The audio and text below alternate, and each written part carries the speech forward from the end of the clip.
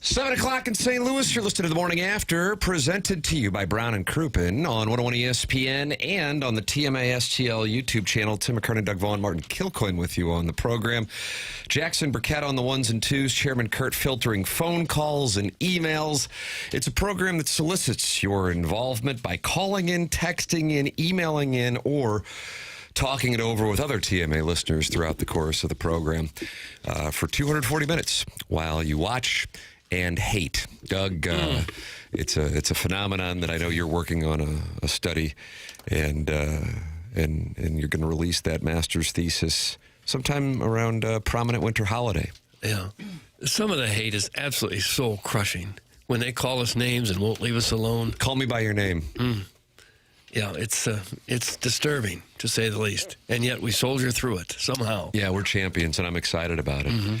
Martin, you had the day off yesterday, and you ran into my Aunt Kathy. How about that? Doug, Aunt Kathy, a delightful lady. What was Kitty doing out in the Little house? school function that I'm at the church. They do the sign of peace, Doug. You turn around, offer peace.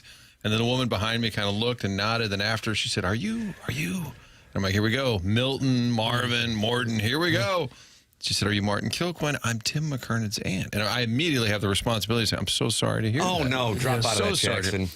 That's my sister, Kathy, yeah. She's a delightful woman. And I said, how small is our town? Her son-in-law was my mom's doctor when she had a gallbladder surgery. And my mom was there. And I said, son-in-law took the gallbladder out of my mom. And I said, this is starting to feel like Mayberry. But wonderful day. Thank you, guys. We had a great day with Holden, who's a loyal listener of the program. All right. Don't advise that. He's only 9. He'll often say, Papa, I was listening today. I said, oh, God, what time? Which is the proper response. But raring to go, guys. Raring to go. God bless America. Doug's convinced, Martin, that only, what do you say, 12 people live in St. Louis? Yeah, and there's only about 1,000 people in the world, because even if you go on vacation or something, you still see somebody you know. That's happened to me many times. I've told Tim that. Cousin John, whose birthday was yesterday. Happy birthday, Cousin John. Long-time listener. And John and I are in Galway, Ireland, Doug, having a few beers, maybe a few Bushmills against the rules there in the Irish part. You're supposed to drink Jameson. Oh, yeah, that is out of line. And a guy says, hey, Martin, what's going on? I turn around. Joe Neal, who lived on my block in St. Louis. Literally lives 3 doors down from my parents. Tam Avenue, Capitol I lived Partners. on Walsh, and I said, I had to go all the way to Galway, Ireland to see my neighbor. Doug, that's that. There So you go, 1,000 Doug. people live in the world and 12 people live in St. Louis. Something like that. That's the math. Well, all 12 are waiting anxiously to hear if you were going to lead with the Cardinal comeback win, the Blues comeback win, or the Hornets comeback win. And that's kind of ignoring what went on with the Blazers and with the Suns. Oh. So you've got about a 15-foot downhill left to right, running about 12 on the stimp. Let's see how you handle it. Well, I think it's easier than that. I think the Cardinals are the obvious lead. And Jackson shakes his head with the Hornets and LaMelo Ball. Oh, wait, don't care about that at all. Wow. The Blues game was kind of meaningless because they're out of it. Pittsburgh didn't play a lot of their stars. What makes you say that? Well, because I watched some of it, and they allowed comebacks of 3-0 and 4-1. They were ahead and didn't seem to care that they lost 7-5. They're already locked into their series with the Flyer. Oh, all Pennsylvania. Should be fun in the Quaker State. But it was a great comeback by the Redbirds, down by, 3 in the 8th, and came back. Wetherholt, a couple of home runs. Pozo, our guy, clutch hit in the 9th. And they win at 6-5. I'd say that's the lead. All right. Martin, do you agree? I do. Yes! A team that was about to lose its 4th straight, about to go under 500 for the first time. And then you kind of get that, oh, boy, wheels are coming off. Going to be a long summer. They needed that. And now 4-0 in extra innings. Pozo needed a big hit. Wetherholt needed to get going. That was, perfect scenario. Would like to have seen McGreevy maybe come out for the 6th. He was at 87 pitches through 5 innings. And I get it. If he comes out, then you say, well, then he's pushing 100. But you don't know. What if he does some real quick work there in the 6th? I thought they took Romero out a little early, too. Now, I guess Jose Ramirez had only faced JoJo one time and had a 3-run homer off him. So Is that too small of a sample size for your decision? 1 for 1 with a 3-run homer. Does that mean he can't get him out, Doug? I would still trust Romero over Stanek against him. That is You correct. turds are wrong again. No. Talk Blues hockey. That's from Medic 2007, Doug. As I told you, there are only 2 safe topics in this market with a certain demographic that I'm not sure I'm their person, and I couldn't be more comfortable with that, and that is Blues and Battlehawks. Battlehawks? Why? I'd like you to work on that for your second master's thesis. Okay. After you release your first. Well, it was a nice win for the Blues, but unfortunately at this point it's kind of meaningless. I mean, a couple guys reached. Snuggerwood had 2, and Holloway had 2, so they got the 20 goals. They got all that taken care of. But in the big picture, the game didn't mean anything. The only thing I cared about in that game was if Bennington had laid a huge egg, and that was his final game in Enterprise. I was thinking that would be when it was 3-0. I was, oh man. What about when the fans wanted to score a goal with the empty netter, Martin? Yeah, that would have been kind of Watch fun. this. Shoot! Oh, did they yell that? I missed that. They should have if they didn't. Got it to Holloway, and he got the goal instead. 7-5. How do you do? Take the over. If you did, you were sweat free. Yeah, that might have been the highest scoring game of the year. I haven't checked. I haven't. 12 goals. I don't know if they played any other games where they had 12 goals. I think JR said, too, at the end of the game, the fans were chanting, "Let's go Blues."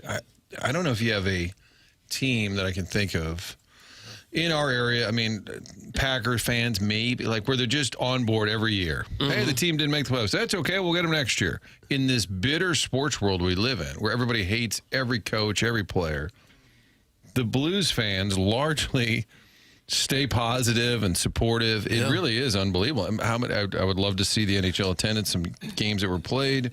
Could probably look it up. Where teams that were out of the playoffs, final game, fans were like, not too worried about it. But there they were last night. And it was obviously a season that did not live up to expectations.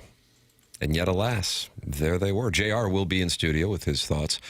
Doug, that'll come up at 8:40 papers. Yep. 8:40, brought to you by Mark Hanna of Evergreen Wealth Strategies. That's your Polos Plus dossier.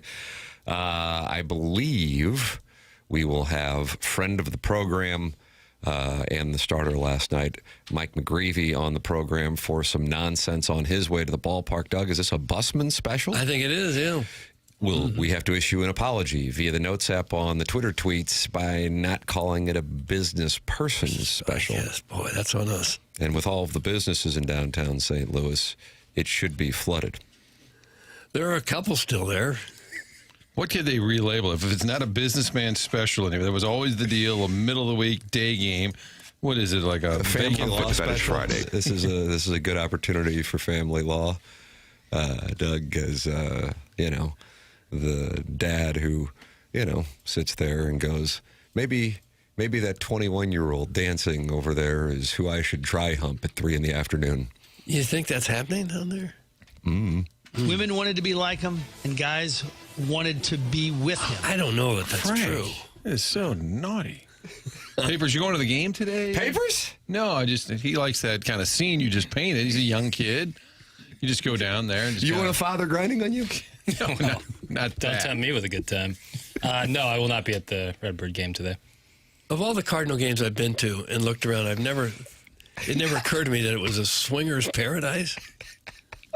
I'm not sure it's swinging so much as just, side. And this is afternoon games only. In particular, yeah. Well, they're supposed to be Kids are in good. school, and, well, let's see what the word is. Is it sundress season? I don't know. I'm looking at the conditions here. Cloudy skies to the southwest in Creve Coeur, and why some showers are expected later this morning, and then perhaps storms roll into the area this evening, Doug. So I think they should be able to get into this game. Dustin May on the mound for the Cardinals before they head out on a road trip. And as bad as the homestand has felt, Chip Carey kind of noted this at the end of the game. Somehow they're playing for a 500 homestand and to win the series, because it's felt like they've been out of it for everything since Dustin May's start on Friday night. But alas, a win today, and they go 3-3 on the homestand, and they take 2 of 3 from the Guardians. And it all started in a game that, Martin, you made the observation, it looked like it was going to be, kind of a nothing loss. And then J.J. Wetherholt's second home run in the 8th inning made it realistic for an offense that really lacks depth to get back into the game. That went from a 5-2 game to 5-4, and you go, maybe, just maybe. And then it was Jackson's guy. Jackson says he should be out there much more than he is. He got the opportunity after an error. Joel Pozo, how do you do 97 miles an hour to right center? He hits. That's all he does. You know who else is maybe flies under the radar a little bit for being a quality pitcher is Riley O'Brien. Oh, yeah. He's already got 2 wins and 4 saves. Hadn't given up a run yet this year. You have a great sense of serenity if you're a Cardinal fan when he has the ball in his hands. Yeah. Whatever that serenity is, it doesn't necessarily exist when Ryan Stanek has the ball in his hands. No. Yeah, it's been rough. How about Pozo's reaction on second base? Fired up. I was so Man, you love that Pozo. I was really. He grabs his jersey, shows off that Cardinal logo, arm up in the air. That's just I love you, old Pozo. A ball player. How can you not? And I mean, couldn't get a better break than. Was it Brito, the second baseman for the Guardians? I mean, it was a hard hit ball, but he kind of booted it. And that game's over if he Absolutely. fields it. That was it. Yeah. So And what a break. you take advantage of that opportunity. And then in the 10th, the Guardians had the opportunity on the pass ball, and they were able to get out of it, and off to the 10th they go. And what's the first thing that happens in the 10th? Pass ball for the Guardians. Yep. Cardinals with a runner at third. And that'll wrap her up. How do you do? The play at the plate was close. Well, they dropped the ball. You drop the ball. I know. It was still close. Had he not dropped the ball, I'm not sure that he was safe. Right. Had the throw been like 2 feet more to home plate instead of up the line, I think he'd have been out. He gunned it, though. That was I got to get all over it. things considered, a pretty good throw. God, what a different feel if you're going down, if you're a player going out of the game today. Oh, we're about to get swept. We've lost 4 in a row. I just think that mindset, even though it's a young group and they're just having fun, they know expectations are low, that's just kind of a tough spot where you're going to finish your homestand, could get swept by Cleveland. That's just a huge swing for a team that's just kind of trying to tread water. And your guy McGreevy, he said he was I think he was getting treatment or something. He looked up. He said, we're down 3. And they saw the Wetherholt home. He goes, oh, we're only down 1. Yeah. We got a chance here. Wetherholt, 2 home runs. He had not homered since opening day. Walker didn't homer, but he has a 10-game hitting streak. How about that? Knocking on DiMaggio's door, Doug. Well, it's got a ways to go. Should we start the countdown? Yep. 46 more, and he's right there. What if he went down today and just said, have you ever heard of Joe DiMaggio in that streak? What do you think, fella? Can you get him? That could be a sojourn, I think. Just start asking him And then every after day. he answers that, then talk about what he's on pace for home run-wise. At the Spoons. A couple things of note from Walker. Since this is the summer of 1998, Jackson playing Sean Mullen's Lullaby yesterday, in part as a tribute to 1998. That a couple things. Number one, he is on it so well that even when he misses, he got a base hit off the end of the bat, and you're like, God, he hit that pretty well for being right off the end of the bat, that he's dialed in that capacity. Same thing with his at-bat in which he popped it up on the infield, and he was on that thing.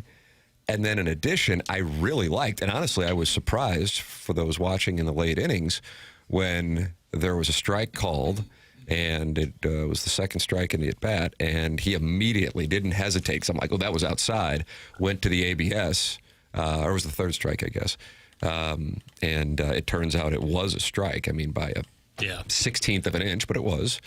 And I like that he's confident enough to do that. I'm not sure, had the system been around last year or the year before, that he would have done that. So even though he didn't have a home run last night, if you're looking at the progress and the reason to believe it's sustainable, those things stand out to me in at-bats that did not result in hits. And I would say large of the ABS has been just fine. I thought it'd be a little more intrusive or annoying. I love it. I love it. I think the execution has been pretty good, too. It's been pretty smooth. So since you work at a Fox affiliate, you speak on behalf of the network. Is that the way that it works? Oh, yeah. We got UFL, Tim, on Friday night. I'm glad you asked. Yes. We're going to have a couple of teams playing. Friday night, Doug, is your chance to kind of dial in on Fox and watch the United Football League. Is it a couple teams that just don't like each other? Yeah, when they get together, even though they are dorming in the same building, when they get together. Throw the record books out. On the Fox broadcast, John Smoltz, they didn't have the strike zone box up. Am I correct on that? That sounds right. Are you going to go? Is this about the Walker ABS challenge? Did you guys talk about that at all? Did we talk about that? Smoltz called out Walker. Yes. Well, there was that, but I like that on whatever it is that's carrying the games now. I just go to MLB TV and see the same commercials every commercial break, and it's driving me up the wall. That's a brief aside, but on MLB TV and the Cardinal production with Chip Carey and Brad Thompson, that they have the box up there for the strike zone at all times.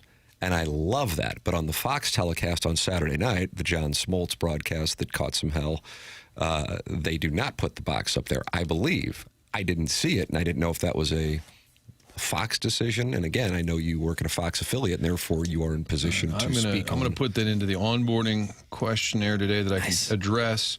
I think it's because they're paying Tom Brady, so they got rid of the box. Yeah, got to have cutbacks, Doug. Yeah. That first down, that yellow line that you see on TV, Doug, you get used to that, right, with football? Yeah.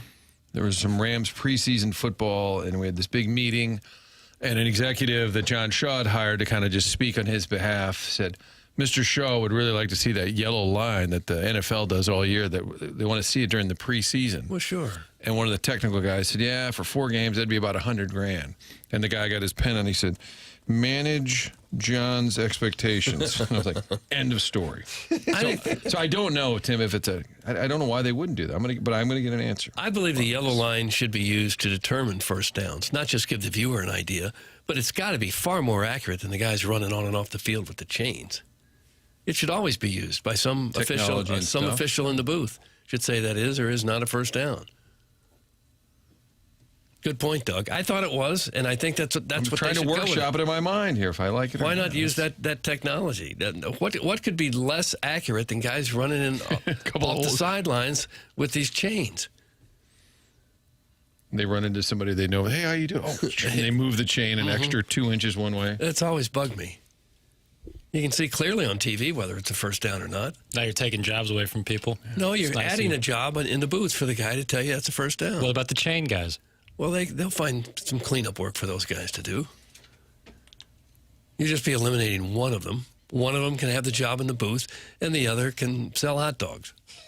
Hot diggities. You're welcome to email in for our Design Air Heating and Cooling email of the day, the morning after at InsideSTL.com. Design Air's online at DesignAirService.com. That's Seth Goldcamp and his team, the longest-running sponsor on the morning after. Going back a decade. Get your air conditioning ready to go for the warm weather months by going to DesignAirService.com. Martin is a client. Doug is a client. I am a client. It's Design Air Heating and Cooling, the sponsor of our email today, which comes your way on the Polos Plus dossier at 9:45. Jeremy Rutherford at 8:40. That's brought to you by Mark Hanna. And then, Doug, this Polos Plus dossier, it was a surprise guest, but now the surprise has been revealed in the dossier. A little confusion between me and papers. Uh-oh. That's what happens when alliance breaks down. I wanted to have Jeff Suppan on because I compared McGreevy to Suppan, and somebody texted and said, you're high, you're crazy, and I thought it was a good comp. You know who'd be good to talk about that would be Suppan. We also talk about the getaway lineup when they just kind of mail it in, and I've been thinking what former player would give an honest answer. I'm like, maybe Jeff Suppan. My guess is he didn't notice it. We're going to find out, and we went back and forth, and he said, do you want me to do it during carpool or right after carpool? This is like Edmonds on the tractor. And then we came up with 10 o'clock Central. He's out in California. And then he texted back. He said, okay, cool. I'll drink a bunch of Jack Daniels and smoke Marlboro Red so my voice is ready in the morning. Oh, good. So he's perfect. He's getting that gravelly voice ready. So soup at 10. How about that? All right, nice. And I believe we will have friend of the program, Mike McGreevy, on his way to the ballpark for some nonsense. So there is your Polos Plus dossier for April 15th, 2026 here on the morning after. Brought to you by Brown and Crouppen on 101 ESPN and on the TMA STL YouTube channel. We solicit your involvement via the phone lines. Kurt called in yesterday, Kurt with a C, 314-974-0101. Text into the Air Comfort Service text inbox, 314-399-9645. 888-203-1046. And then, of course, you are welcome to talk it over with other TMA listeners. 178 friends are in the TMA channel right now. Mr. Green Gene, not Mr. Green Gene, so there's a difference there. Yeah. Is talking to the Devil's Crotch and the Bridgeton Landfill Fume Huffer. And they're having a nice conversation with deep voice dude and DJ Patty Cakes, and they really want to hear more about that LaMelo Ball and Hornets comeback. So I guess I thought that was going to be the lead. Paper said he was watching the Cardinals game and not the NBA. Yes, that's Big correct. win for the local 9.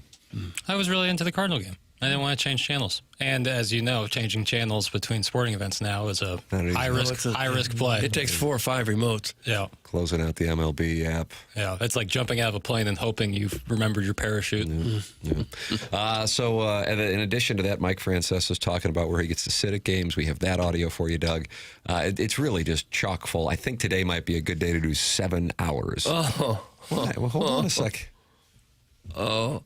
Is there anyone in this business that would be doing 7 hours of radio? It's a shot at QFTA. You're the guy? That's what it seems You're like. the It's guy. passive aggressive. 7 hours in one day? Jackson and I love doing it.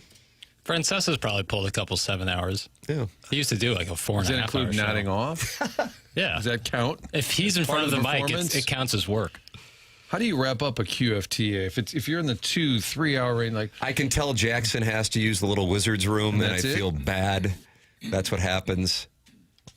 Or his ADD is like crazy kicking in, and I see him looking at his phone. I'm like, I can't tell if this is important or he's just starting to read other things. That would never be the case.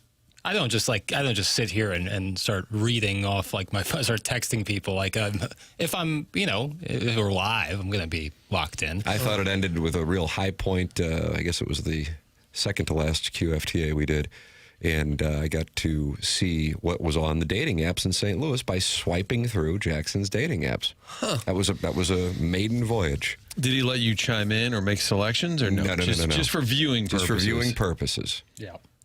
But Jack, what do you say? You have like a 25% conversion rate when you reach out to a lass? Yeah, something like And that. I thought it would have been higher. I think a lot of it's just anytime you're on your phone, it feels like kind of like a video game. So I don't think it's as high stakes for some people. Whereas, like, if you get contacted directly, you kind of have this like feeling like, oh, I should probably respond to this. But because it's on an app like that, it's like, No. that would be And by conversion rate, you mean they answer you back or you actually That's get a right. date out of it? answer back. Answer back. I think 25% is low, right? That's what I thought. I just thought, and if anything, it's a compliment to you that I would think that you would do better than 25%. And I appreciate that, but I don't think it's about me. I think it's just the nature of That's the norm, you think? dating app. Are you using a picture with beard or without beard? Great question. Like, there's one picture probably where I have like kind of half of what this beard is. What So- kind of action that's getting? Anything at all? Red hot. Do you ever offer TMA swag as part of the first date? No, that would be bad form. That would be awful. That is maybe 23-year-old Jackson would have done something silly really? like Is that. that right? Maybe. I mean, if I'm trying to just think like you were when I would do desperate. something so dumb. If it was a 10 or something and you thought the fish was You want wiggling this wiggling off the hook. cronky clown nose shirt?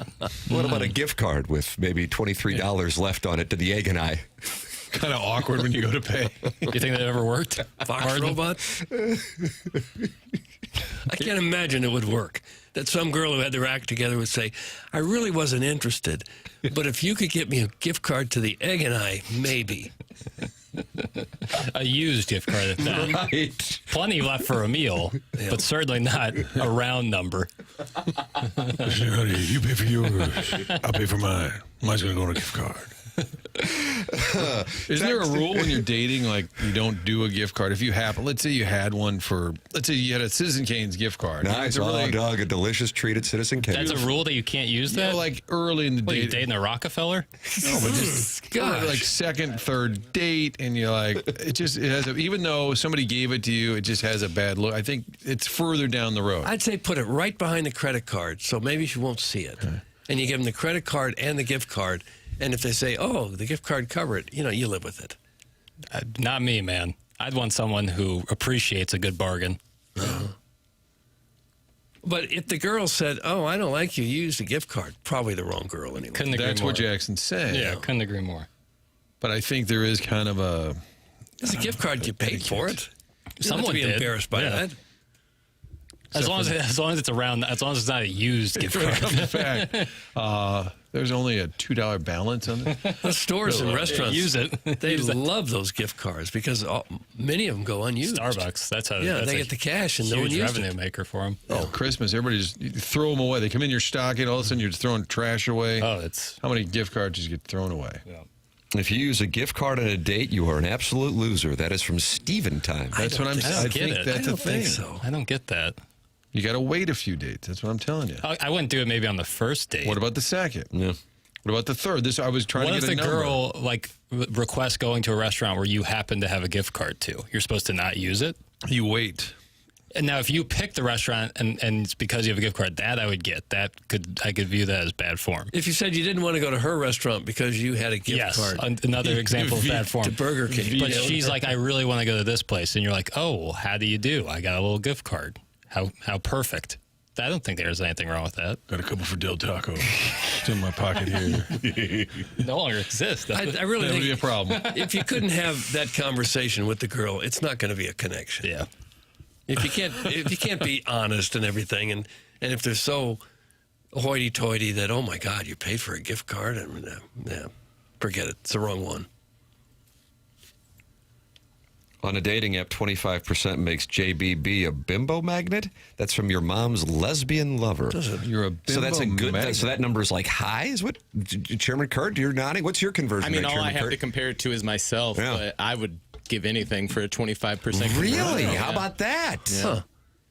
And unless you pay for one of like the premium versions, you only get so many a day to send off.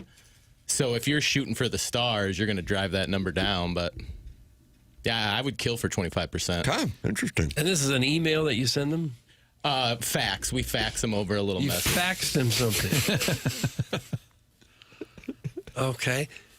But it's kind of rude not to return an email, isn't it? It's to say, sorry, but I'm not interested, or sorry, but I'm off the market. Or It's you would like- think they would say something. It's like instant messaging through the app. It's like their own instant messaging thing. So you'd only really see it when you open the app. It's not like you get a direct notification to your phone or something like that. I would rather not get anything back than get some canned answer. Like, just don't even. I'm fine with not responding if you're not interested. I don't need some sorry excuse. What's a lame, not really interested phrase people use? I mean, you wouldn't respond like this to a person that just sends you an introductory message, but like I've had experiences where you talk to somebody and then they're, I'm just not ready for a relationship. What are you doing? I mean, Then why are you on there in the first place, yeah, huh? that's just basically their way of saying I'm not interested in you. Right. Dudes be trying to push up on my wife. She bad. It's just the game, right? That's what they do. Would it be better? I'm not ready for a relationship with you at this time. The gift card move is only acceptable in Jefferson County, St. Charles County, and the Wentzville territories. They're all going to chain restaurants exclusively anyway. That's from Carlos Spicy Wiener. So he's kind of delineated a little bit there from certain establishments and certain counties where it is acceptable, and that's because they're only chain restaurants. Is that right? What do you go, Red Robin, bottomless fries? Delicious. Thank Oh, you. they have bottomless broccoli there, too. You can climb up the Jeffco hierarchy with a good gift card set. Okay. A good set. Like a wallet just full into the credit Like card. you just frame fully- it. Well, Tim Patton has chimed in and says, I'm free for a date at Citizen Kane's. I'll go with you. Wow. Okay, What do Patton. you mean, wow? Who the hell is this guy? And a guy underlined. Doug, I don't know if anybody's watched the conclusion of DTF St. Louis, but you know the lines are blurred in 2026. How so? David Harbour and Jason Bateman. You know, the lines are blurred. Blurred lines. That was Robin Thicke, T.I., and Pharrell. And then they were sued by Marvin Gaye's estate, and Emily Ratajkowski was in the video. Am I right on all these things? 2013? It I sounds feel like I'm right. Sounds right. Yeah.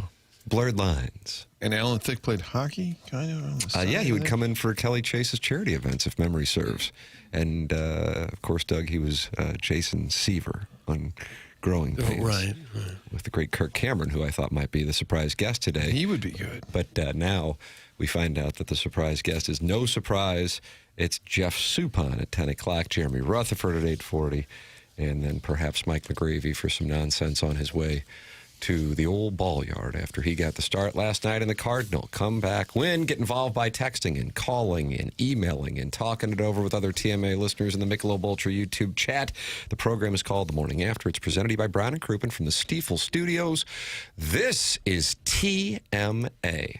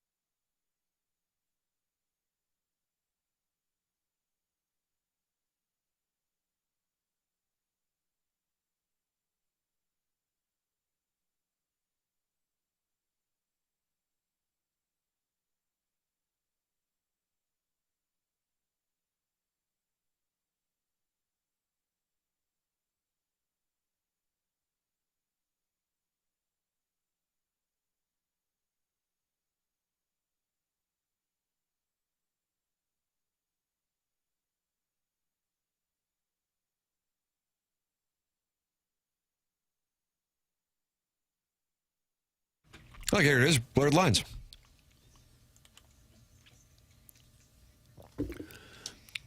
Hey, what is now I have to that? pull my kids aside. But, Father, I was listening today at 7:35, and I heard Jackson play dirty songs.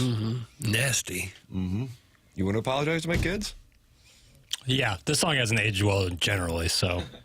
So it's a good opportunity to talk about 2013 to 26 and how things have changed. Yeah, I mean, it was pretty quickly. Once I think when people really started reading lyrics more, they're like, maybe not. For those not familiar with the lyrics, could you do a grok summary? Just maybe some touchy lines about, behavior in the club. Maybe. Kansy? Yeah, and making sure, I don't want to dive into these murky waters, but I'm just telling you, this song has not aged well. And you can look up the lyrics and decide for yourself. But I do remember your tweets about Baby It's Cold Outside, and you were calling for the removal of that. Right, this a little worse. Well, there's all kinds of rap lyrics that wouldn't age well. Are they still okay? They still get the green light? Two Live Crew's Me So Horny, I think, has aged really well. Yeah, there's sometimes things don't age well, but they're time capsules and what have you. I don't know what you want from me here. We want an apology. I didn't make the song. Jackson's like, why am I on the witness stand for a Robin Thicke song more than a decade old? That's right. Wonderful video, though. I would recommend that. For those of you interested, you're also welcome to text in at 314-399-9646, Air Comfort Service text inbox.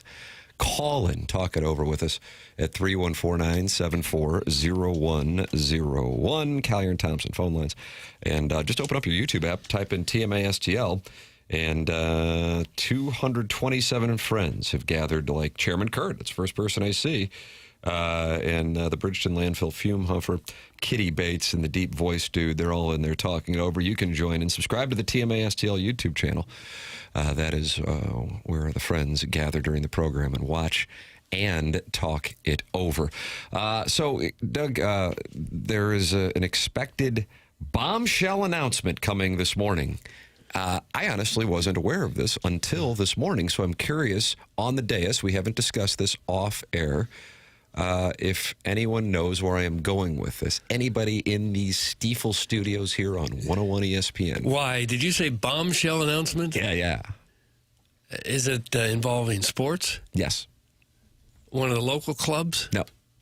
So I already can move on from Doug. The answer is no. Martin. I have no idea. Okay. Jackson Burkett of Blurred Lines fame.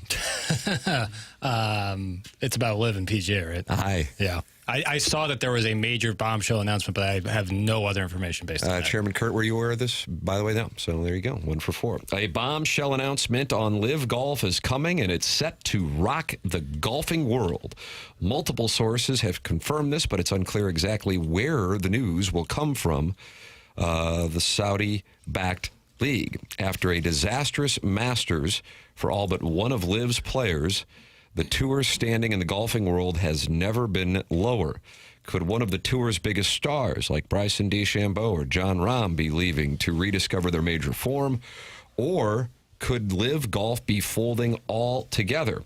Only time will tell, but Brandel Chambly of the Golf Network predicted that this could mean the end of Liv forever. Chambly has said that he thinks it is over.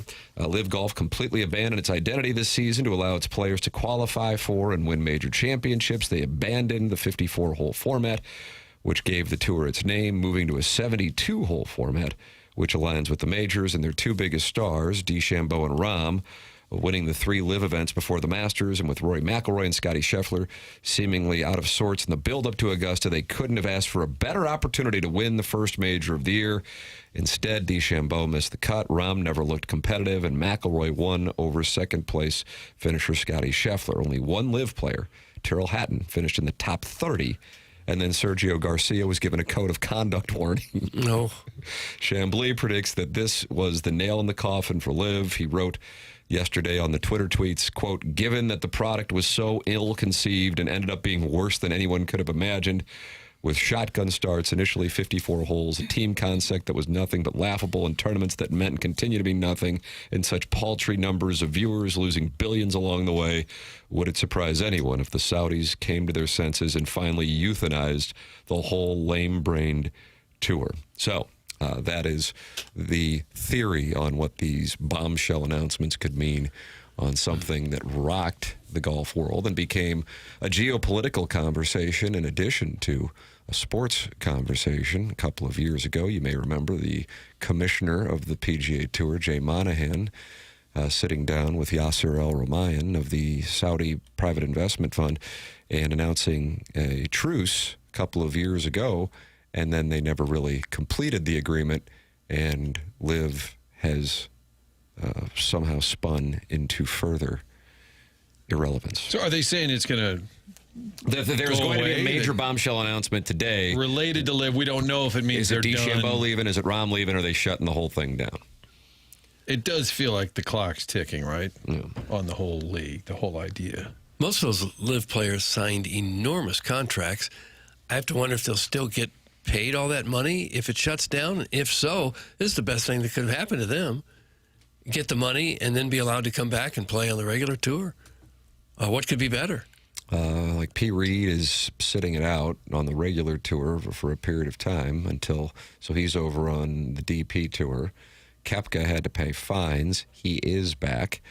And perhaps you will have Rahm and DeChambeau back on the PGA Tour. So this could be a monster win for the PGA Tour. We will monitor this throughout the course of today's presentation. That also includes on the Polos Plus dossier, Jeremy Rutherford at 8:40, taking your two-part questions, brought to you by Mark Hanna of Evergreen Wealth Strategies. Jeff Suppan, the former Cardinal, coming on at 10 o'clock. And Mike McGreevy, looks like McGreevy wants to call in now.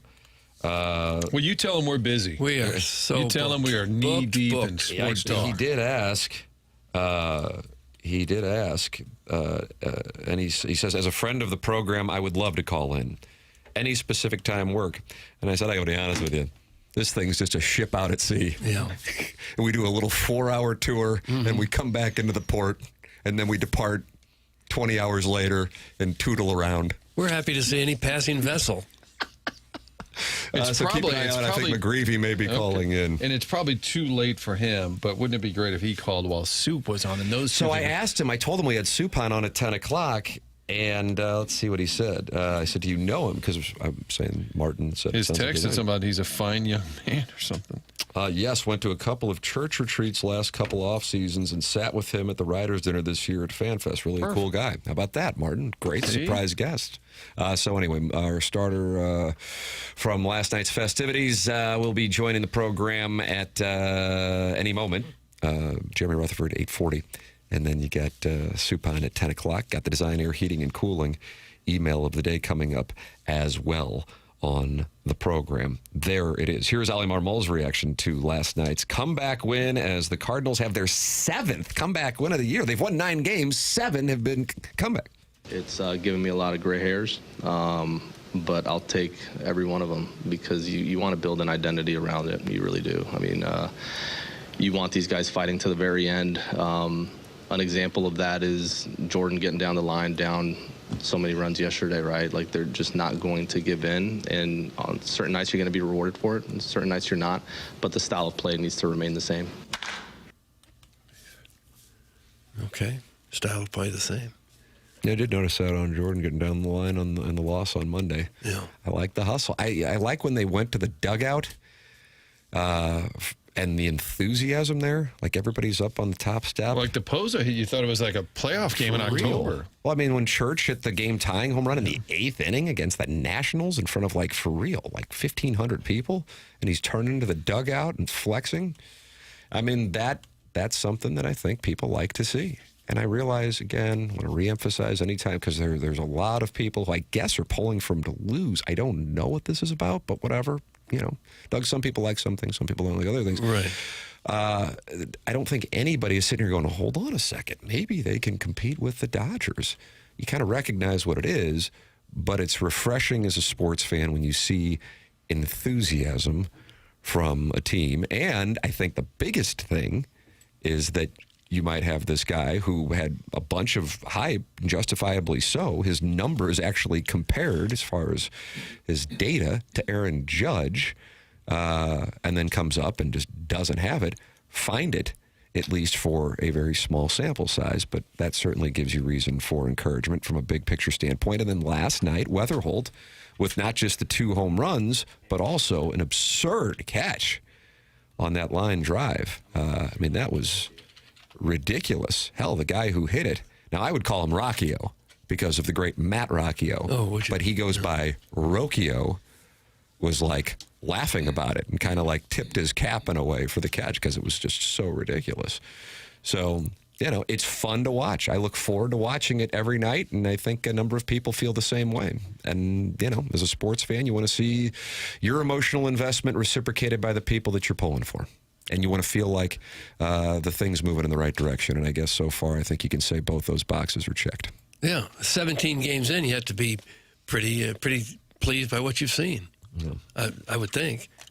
We got the future phenom Wetherholt, who's here, and for the most part, is producing. And then you also have the former labeled phenom, who's off to an incredible start in Walker. So 2 of your biggest names are doing things, too, to give you hope for the future. Joining us right now to give us some perspective. He had the start last night. Friend of the program, Doug, joining us on the Callier and Thompson phone lines here on 101 ESPN, Mike McGreevy. Morning, Mike. Morning. How you guys doing? Good. I mean, you have this unique sleep schedule. We're starting to wonder if you're getting enough sleep. I might have you start wear a Whoop band to track this stuff. Oh. Are you up too early, or are you already heading down to Busch Stadium? What do we got going on?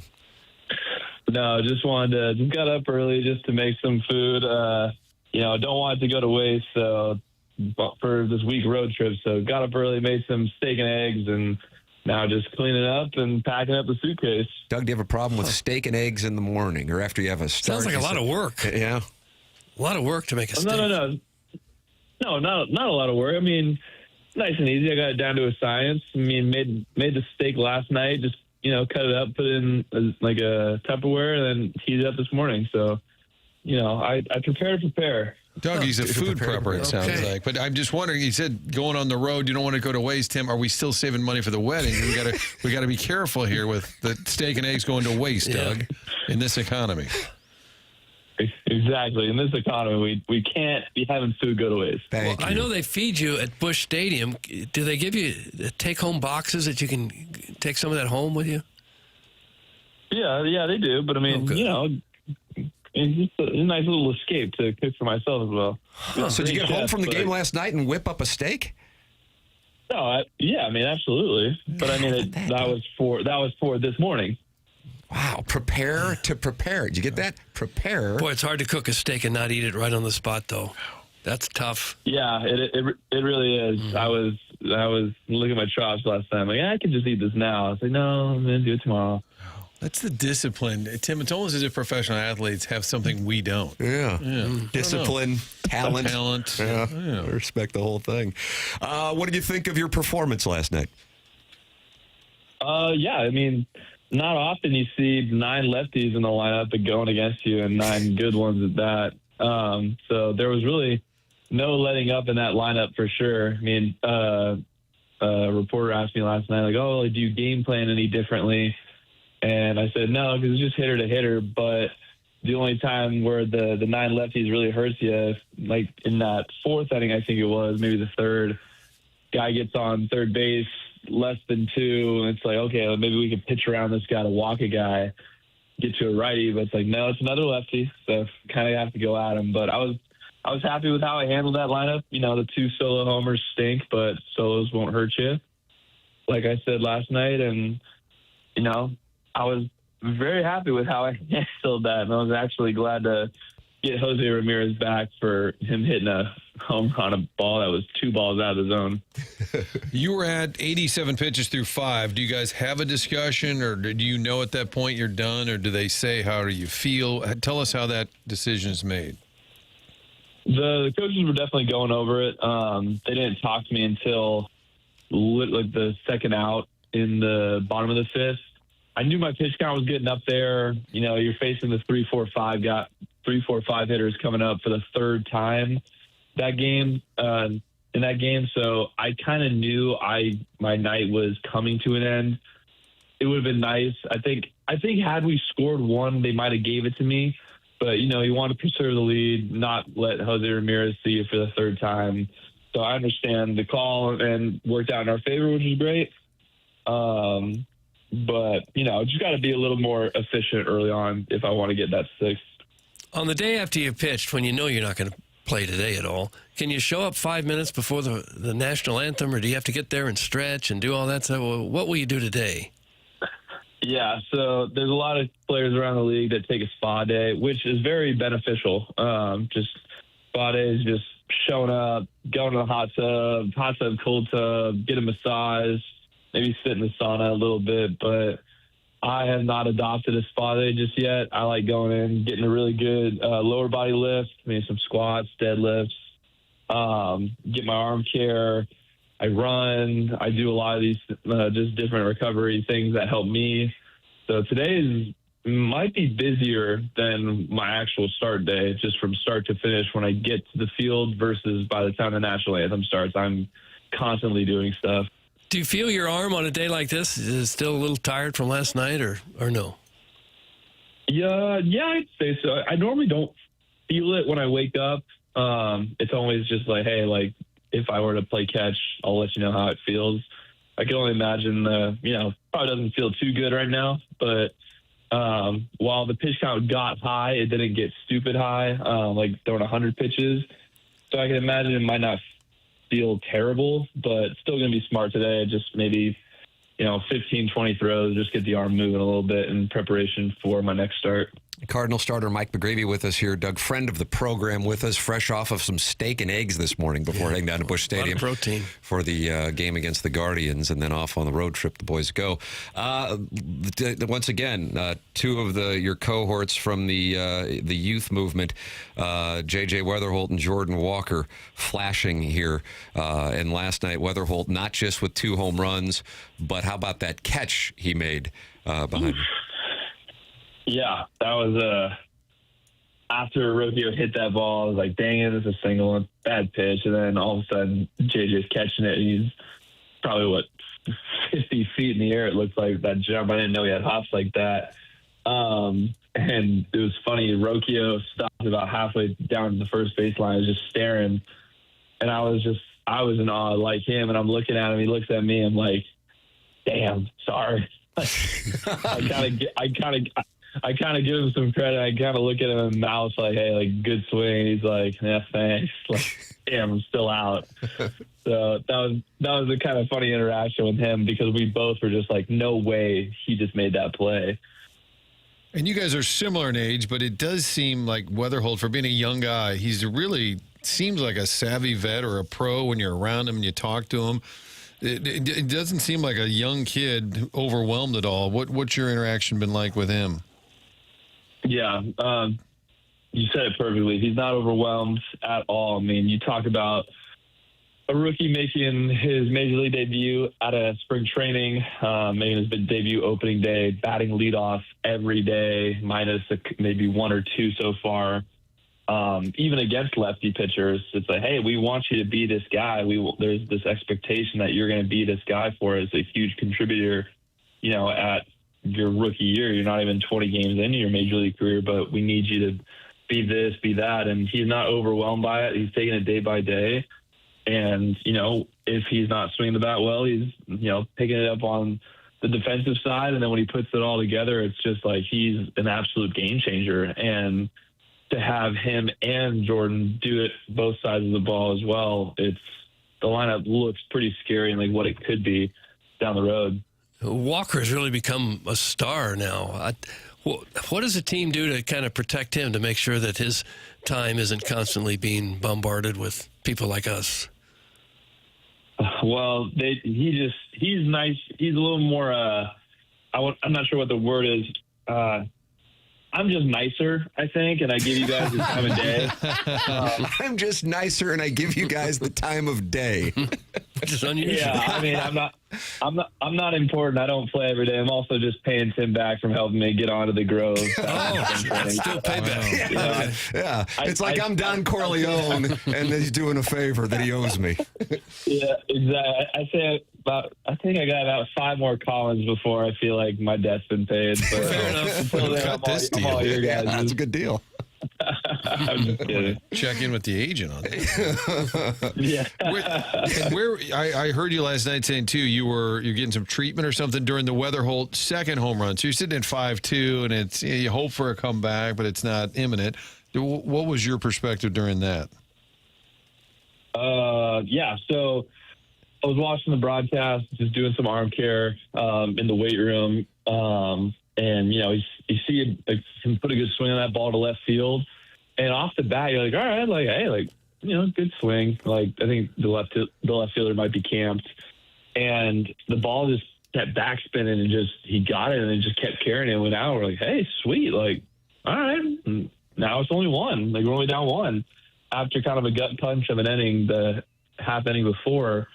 And it was huge just to be able to come back and punch back a little bit with some runs, just to say, hey, we're not down out of this thing just yet, and like make them throw their closer, like get their guys going instead of maybe just throwing their cleanup guy towards the end. And it definitely sparked the dugout to keep going, keep having good at bats. Like, hey, this game isn't over. We could still win this thing, and we were able to.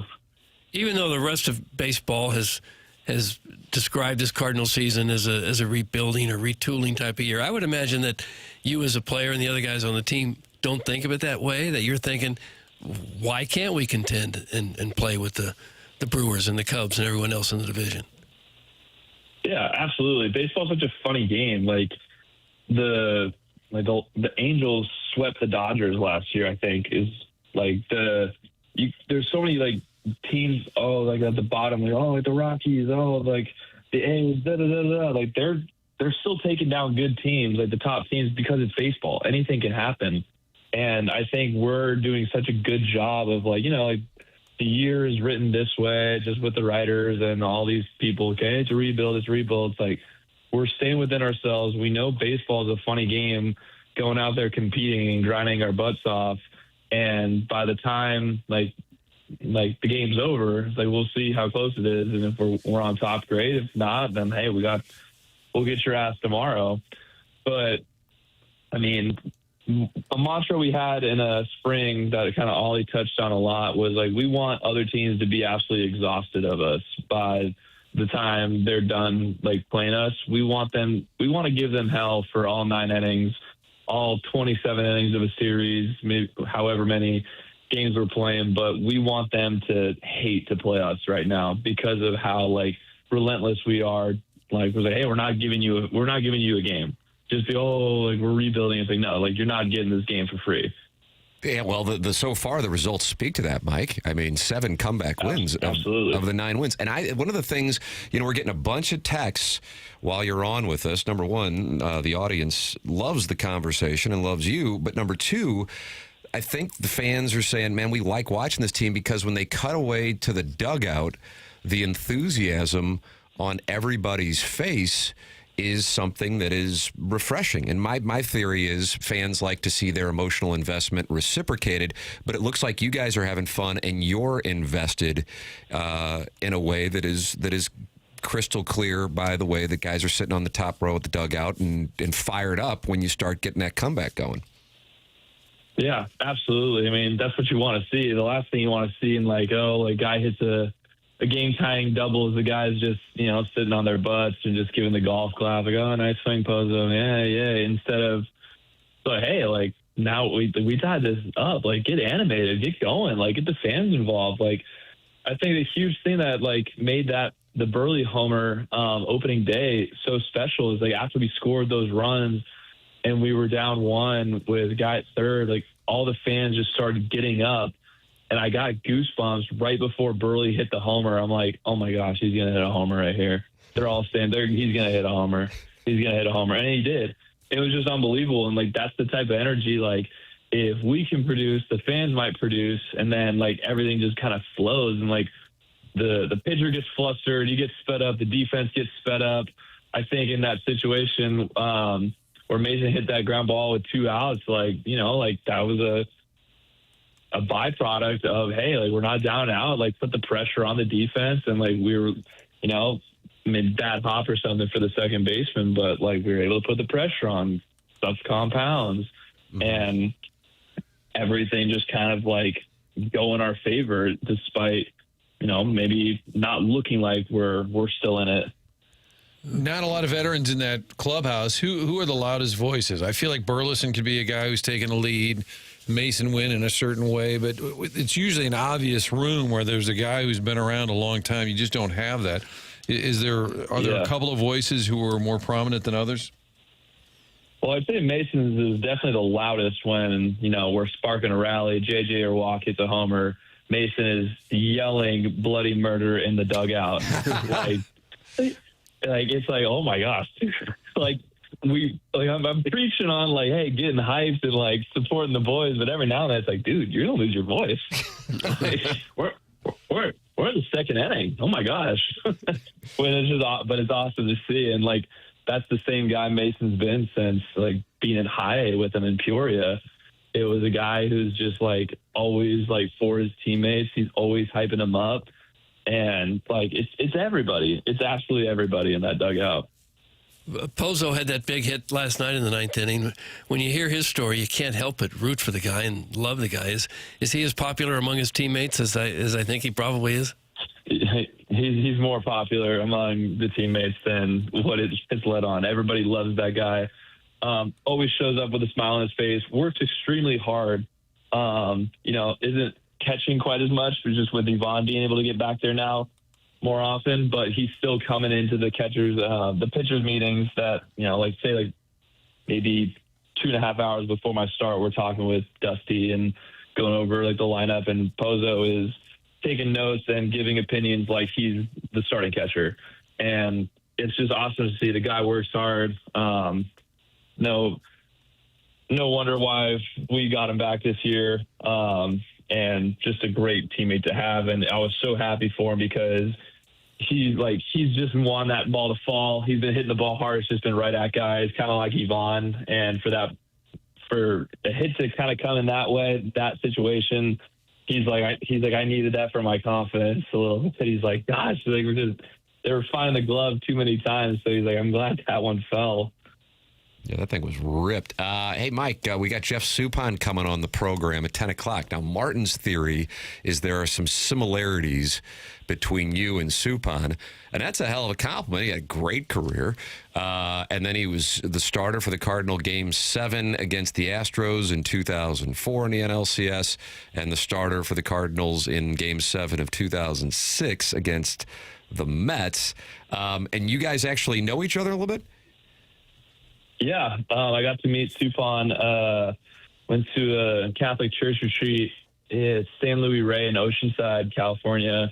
Met him along with Mike Sweeney. And he was I had no idea he was a Cardinal. I mean, granted, I'm not as well versed in my Cardinals history as I should be. I'm not gonna lie about that. And so when I heard like him talking Cardinals, like one day we're getting like dinner right after a part of the retreat. Like, oh, like you played with the Cardinals? Like, yeah, like, I played in a couple of years actually. It was like, and told me about it. I'm like, oh no way! Like I'm with the Cardinals. I'm hoping to make the team out of camp and all these things. And like we get to talk, and I'm like, dude, this guy's awesome. Like, what the heck? And then I see him over Fan Fest, and like I sit next to him at the writers' dinner, and we're just talking. And he's just what a great guy to, kind of have in your corner, share a couple things with. And I mean, like, if I have the career like Jeff Suppan, I mean, oh no, like, fine, oh no, sure. Yeah, you'd be sitting pretty. All right, final one for you here. Jackson set the over/under at Boone Valley for you. It's 75 and a half. Yeah. Let's take a look at it. No, it was a great day of golf, that's for sure. Drove the absolute heck out of the ball. I shot an 82, so the over definitely hit. But I kind of knew going in, I'm like, okay, like par bogey golf is definitely going to be the play. I have no idea what the greens are going to be doing, like, how the layout is. But my drives were great. Approach shots were great. It was just the putting and the chipping around the greens I thought were not so great. But I expected that. So I'm assuming next time that over-under, maybe 75, 76, 77 is definitely more doable. But had a couple good looks at a 10-foot eagle putt on 9 and was able to clean up for birdie there. Had a couple birdies, and, I hit the flag stick on 15. It rolled 50 feet off the green, so I ended up doubling that. So it's bad beat right there. Just terrible, but I'm looking forward to getting back and trying that again. But, what a beautiful course. It was a great day of golf. Yeah, it's one of the best ones in the St. Louis area. And Jackson was, off air, was really disappointed with you shooting an 82 because he felt like he stuck up for you with that 75. Yeah, I appreciate the looks, but, it's guys, us athletes, we fall short sometimes. Doug, I've got McGreevy at a 3.3 index. Do you feel like you're playing to that, or is that a vanity cap? You a sandbagger? Where are we? I got to input the Boone Valley score still, so it might be going up. Oh, it's going to be going up. Huh. Yeah, that's good. Just maybe. It said the rating here. I got the scorecard right here. It says the slope rating is a 142 from the tees we're playing. I'm like, dang, a 142. That might be going down at that point. That's a high number. Yeah, as well as a legit golf course. It's a legit golf course. That's a legit golf course. No kidding. Tim, I'll be down there later today holding the boys accountable if they don't win this series. And if I see McGreevy, I don't talk to him. I just give him a head nod. Like, it's kind of this TMA thing. Like, what's up? Yeah. We don't talk. We don't talk. It's like a Jeep thing. No, it's the Jeep wave. Mike, congratulations on another victory last night with you as the starter and a rock-solid performance as well. We always appreciate it. The audience absolutely loves the conversations. So thank you, and enjoy your steak and eggs, and enjoy the trip to Houston, man. Sweet. Thanks for having me, guys. All right, Mike. Take it easy, man. It's Mike McGreevy with us here on the Callier and Thompson phone lines. Doug, good to get his perspective, and he is becoming a fan favorite during these conversations. I don't know how you cook a steak and not eat it right then. Discipline. That takes some real discipline. Maybe a bite or two, even. Yeah, I couldn't do it. Just a sample, make sure everything's all right. Yeah. And then maybe 3 or 4 more samples. There's so many questions that were coming in on the text line. Ask him about Yachty, ask him about, and then a bunch. What kind of steak? What kind of steak? People would probably be upset with him for how he's cooking it. Tim, does Mike like burgers and wives? That's from the recovering alcoholics. That was another question that came in, Martin. Hey, Mike, I want to slap your big butt cheeks. Right. I heard that start to sneak in there at one point during that interview. I said that. I gave him a... Hey, Mike. Hey, Mike. Hey, Mike. Hey, Mike. And this text line tends to hate everybody and everything, but it seems universal. I think Lisa called him Baby Wayno. Everybody said this guy is just himself. You can tell he's just having fun. He's natural. And he owes Tim a certain amount of appearances. I guess that was the deal. Do we need to ration how we use these? Because we're about one for each start at this point. We're going to burn through these. That was the deal. There will come a time where I will collect on this favor. But until this time, just consider this a gesture on the day of my daughter's wedding. Oh, gosh. That's what you told him. That's what I said. Mob boss. That's what I said. Well. And Dustin May, same thing? I don't think he was up for a deal. That's kind of my read on D. May. Yeah. I don't think D. May will be the guy that we can reach out to and say, hey, you want to come on the show? Probably not. But I got you on the golf course. Thanks. What's that? Who? Yeah, I remember you. Yeah. What do you need? Yeah. Oh, just quality start today? I'll take that. If it was contingent on him coming on the program, I think he would have declined the offer. He would have passed. You are welcome to text in at 314-399-9646. You're welcome to call in the Callier and Thompson phone lines, and you can talk it over in the TMA STL YouTube channel, youtube.com/TMASTL. 287 friends are in there. One guy I saw said he mistakenly went into the 101 ESPN chat, and there's a guy in there by himself bitching about the Blues. Doug, they've won 2 games here that deep down you kind of wouldn't mind them, maybe not. Or is it 3? Hell, I don't know. It doesn't matter anyway. Yeah. But, yeah, I don't really know what there's to complain about. I don't know. Chairman Kurt, are you in there right now watching the guy come talk to himself? What's going on? It is a little bit of a ghost town, and there's just 2 comments, and it's one guy. And he's talking about the Blues? Please ask JR why injury-prone Thomas is still playing 18 to 19 minutes a night against AHL tryhards when the season is over. Not saying sit everybody, but give Dvorsky a few more minutes.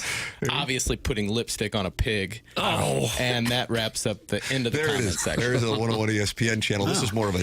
That's good. It is good. This is more of a TMA STL YouTube chat program from 7 to 11. And you can hop in and subscribe to it. Doug gets gold bullion if we get to 6,800 subscribers. We're at 6,780. Mike McGreevy with us in this segment. Coming up on the Polos Plus dossier, Jeremy Rutherford will be with us at 8:40, brought to you by Mark Hanna of Evergreen Wealth Strategies, and Jeff Suppan, who apparently had to introduce himself. Yeah, had to introduce himself. Hey, how are you? Yeah, I kind of pitched there too. Oh, really? You pitched for the Cardinals? Yeah. So do I. How strange is that kind of interaction there? We'll have to play that for Suppan papers. It seems to me like when you go to an organization, maybe either as a kid who just got drafted or someone who got traded, they ought to hand you a little pamphlet or something. Here's the basic history of our organization. Now, obviously, you couldn't get around to every player that ever played, but just the nuts and bolts of it so that they would have some clue in case they're asked about it so they can speak intelligently on it. Just a little cheat sheet. Yeah, wouldn't you think that might be, maybe they do it. Like 20 years ago, Stan Musial's a guy who might come around. Here's a little bit on what he did. Here's when we won Bob World Series. Gibson, you might see this guy around. That's not a bad idea. Healthcare Evolution, sponsor of the 7 o'clock hour, which we're wrapping up now at 8:11. Healthcare-evolution.com is where you can find them. I went out there, thought I had a slap tear still in my left shoulder, and because of the ultrasound technology that is unique to what Healthcare Evolution does here in the St. Louis area, I found out, nope, that is over. That thing is gone. Want real answers and same-day pain relief? You don't want to wait for months to get in and get your treatment? Go to healthcare-evolution.com. No waiting on appointments, no waiting on answers, no insurance hassles. Healthcare Evolution will give you real answers and same-day pain relief on the spot and get rid of those nagging injuries. For the month of April only, TMA listeners get a 10% discount on any shoulder problems. Common shoulder issues that Healthcare Evolution helps fix are rotator cuff partial tears, arthritis of the shoulder, long-term wear and damage in the shoulder joint. Don't forget, TMA listeners get 10% off all shoulder issues this month only.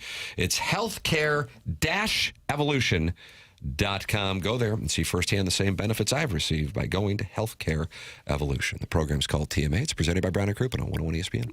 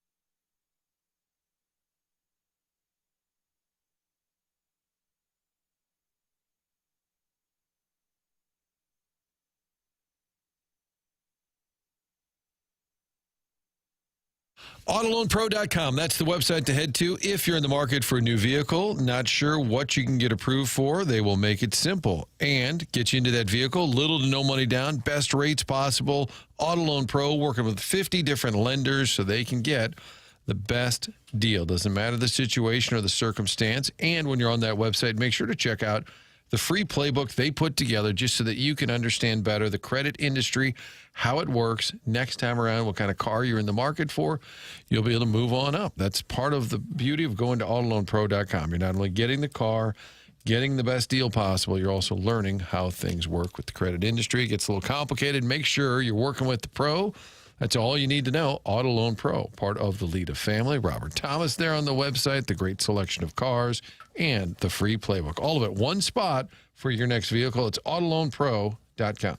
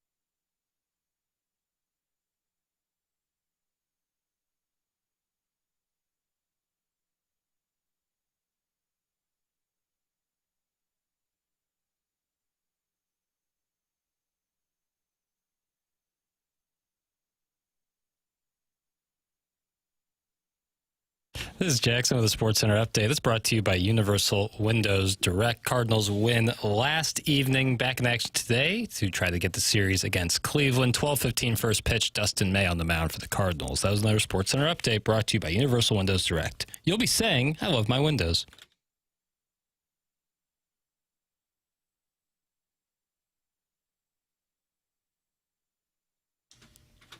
Oh, wow.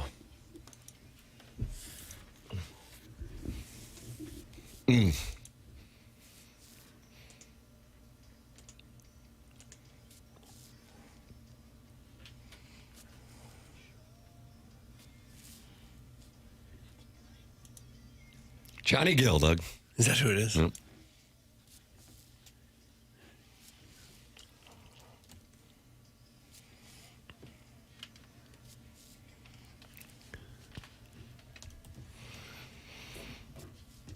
Now, hard to not think about the St. Louis Hugh High Junior ring dance when you hear this, right? I didn't even know they had one, frankly. I don't know if Greg Vaughn went to that or not. I bet he did. The ladies love his style. I don't know. He never Jackson mentioned this knows. song. About the St. Louis U High dance? I'm telling you, I think it's time to get back on the Adderall. You were talking about the U High dance. I said the ladies love Greg Vaughn's style. Oh, 100%. See? That's why the Adderall would help. Well, I don't know. Jackson does. You have a How handsome would son. you know? You are handsome. It Oh, makes sense that yeah. you've birthed handsome sons. Clip that off. I didn't actually. I wasn't actually the one birthing them. But Well, you certainly Desired. That would change the lead. You contributed. yeah. Nicely done, Doug. Okay. Yeah, big ups Papers, to are you enjoying? Get back on the Adderall. Double the prescription. Or wherever you meet the guy behind the dumpster. Jackson, No. are Yes. you enjoying life off the Adderall? Am I enjoying life? off Are you the Adderall? feeling any downside to it? I mean, yeah, lack of focus, but What's up? like undoubtedly pretty evident. But yeah, it's just better for me. It's expensive to keep paying that much. It's essentially hair loss medicine or Adderall, and I'd rather have my hair. Got to stick with that hair loss But medicine. at least insurance will cover Adderall, right? Yeah, but every time I would get it, I have to do this video visit, which would be 5 seconds with like a nurse practitioner, and it would cost me money. And I was like, Really? Oh yeah, lame deal. But if you have really bad ADD, do you forget about the hair? No, I lock in there. That's where you lock in. I mean, I don't like just go throughout life like with no clue. I'm able to survive. Can you function independently? Yes, I can. People are function offering to buy the independently. So just sometimes tasks take me a little longer than if I were on Adderall. You're welcome to get involved on the program. 314-399-9646. That's the Air Comfort Service text inbox. And you can call in Collier and Thompson phone lines, 314-974-0101. Last night's starter, Mike McGreevy, called into the program, talked it over. And I sent him a screenshot of the text inbox because he likes to hear what the audience's response is. And I said, I got to tell you, they love you. So I sent him a screenshot, and the one text that stood out to McGreevy was one from Chairman Steve, and like a shot of it was just a shot of, I don't know, about 10 texts, and it said, is he still doing this marriage thing? What's wrong with your phone line? Chairman Steve, of course, when we were at spring training, made the observation, you will get married many times in your life. You only get a chance to play Grove 23 this one time. Spend the damn $500. You're a big league ball player. So Chairman Steve has been on that, and McGreevy appreciates the observation and Chairman Steve's sentiments on Doug, the blessed union of two souls. Okay. That will take place, and McGreevy has to bankroll sometime later this season. Jeremy Rutherford will talk it over at 8:40, and Jeff Suppan will join us at 10 o'clock. There's your Polos Plus dossier for April 15th, 2026 on The Morning After. I feel like it's a lovely program. Do I you really? do. I feel like the audience is aggressively trying to get McGreevy to the Dota. Martin, you saw those texts. I was going to look at the math here. What's the date of the Dota? 15th of May. 15th. Okay, so at Oak that's Valley, brought to you by Cutwater Canned Cocktails. You get your foursome together at 101ESPN.com. You can book the tickets for the tournament on Friday at 8 a.m. at 101ESPN.com. Cardinals are in town that day. Yeah. Now they fly in from Oakland. Uh-oh. Or we're Sacramento, Sacramento, of course. Wherever the hell they are. They fly back, but it's an afternoon game. So back home, eating steak and eggs Thursday night, and then they play the Royals on the 15th. If he's pitching that night, maybe he could just play 14 or 15 holes. Okay. Limit it a little bit. I actually think there is a chance that he and some of the boys would go. Now, I don't think they could participate in all 18 holes, but I could see it happening. I mean, yeah, 7:15 start that night. Is it an off day on Thursday, Martin? Can you? Oh my God! Yeah, Martin now is going to get you the Adderall. Is it travel day home from Sacramento? Okay. They might go just for the Lee's chicken that's going to be there. Yeah, or the Donut Drive-In. Yeah, absolutely. Or the Texas Roadhouse. All It's three. all included. Yeah. You got the Cutwater canned cocktails and AB beer and seltzers. You got the 100 West Dental closest to the pin competition and the Evergreen Wealth Strategies longest drive competition. That would be problematic if those guys are eligible for that. Doug, that might eliminate everybody but me. Yeah. If the rotation holds, he will start on Tuesday the 12th in Sacramento. Maybe we get him an early flight back so he can get home, get settled, and be sure. I'm sure the Cardinals would be super on board with that. But the point is he would not be pitching on the 15th. Right. So. And with all that food out there, this is going to be a golfer fat's dream come true. Amen. Yep.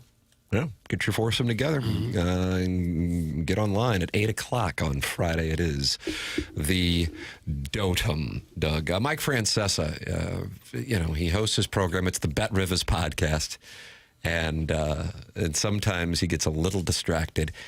He was trying to explain to his audience how he was making observations, and then it sounded like he might be boasting about his seats. You be the judge. Oh, okay. I remember the first time, Harrison always liked Mike Trout growing up. So I took him to Citi Field to see Mike Trout. And we had good seats. And Trout came up, and he was right in front of us. And he stepped to the plate the first time and hit a monster shot. That was it? That's a soundbite? Mm-hmm. Okay. But he had really good seats, Doug. He had really good seats. Well, that's okay. Mike Trout, There's a clip before where he talks about how he never ever talks about how good his seats are, and then he talks ad nauseum about how he sat. That's what I was looking for. those legend seats. Is that available? That audio? It's like 2.5 minutes. Oh, I have to tell you, I think it's worth it. You be the judge. This way, if you're mad at this clip, don't go after papers. Go after me. Was it Alcoa? You make the call. Yeah, So, I think Alcoa can't wait for tomorrow. Doug, was that Aluminum or 1980? I don't know the years, Tim. when this is done, NFL feel and free to CBS. text in and just tell it good or bad. Yeah. You're always in the best seat. You always tell us how you're in the best seat. I'm not telling you I'm in the best seat. I never discuss where I sit unless somebody brings it up to me. I never, ever bring it up, ever. What you talking about, mister? I was sitting in the giant seats where, meaning the good giant seats where the family sits. Because I think, if I remember right in that game, Judy Parcells was sitting next to me, I believe. I could not see his legs from where I was sitting. So, I had a good seat, but it's just that sitting on my seat where it's always been the same right on the finish line, I thought real quiet at one. And, people talk about winning it, real quiet. I was sitting here on the finish line, and I thought real quiet at one. That's how close the race was. You're 0-0, the building very tense. I was in there. I was sitting right behind your bench. You're in there, game 7. I would say he didn't. You guys can remember, look it up and see if he did. I don't remember. I was sitting right behind the plate, but with Dog, I don't remember if he gave up a run. I was right there in Arizona, sitting in the second row, game 7, 8th inning. 1, 2, 3, struck out the side, gave up a single, struck out the side. Lee Mazzilli come off the field, said, one more inning, this is over, winked to me as he ran back out. You know what? I sat right on top of Paul's. We sat, basically Paul sat in our lap. We sat right there, right on top of Paul. And I watched Paul. I never discuss where I sit unless somebody brings it up to me. I never, ever bring it up, ever.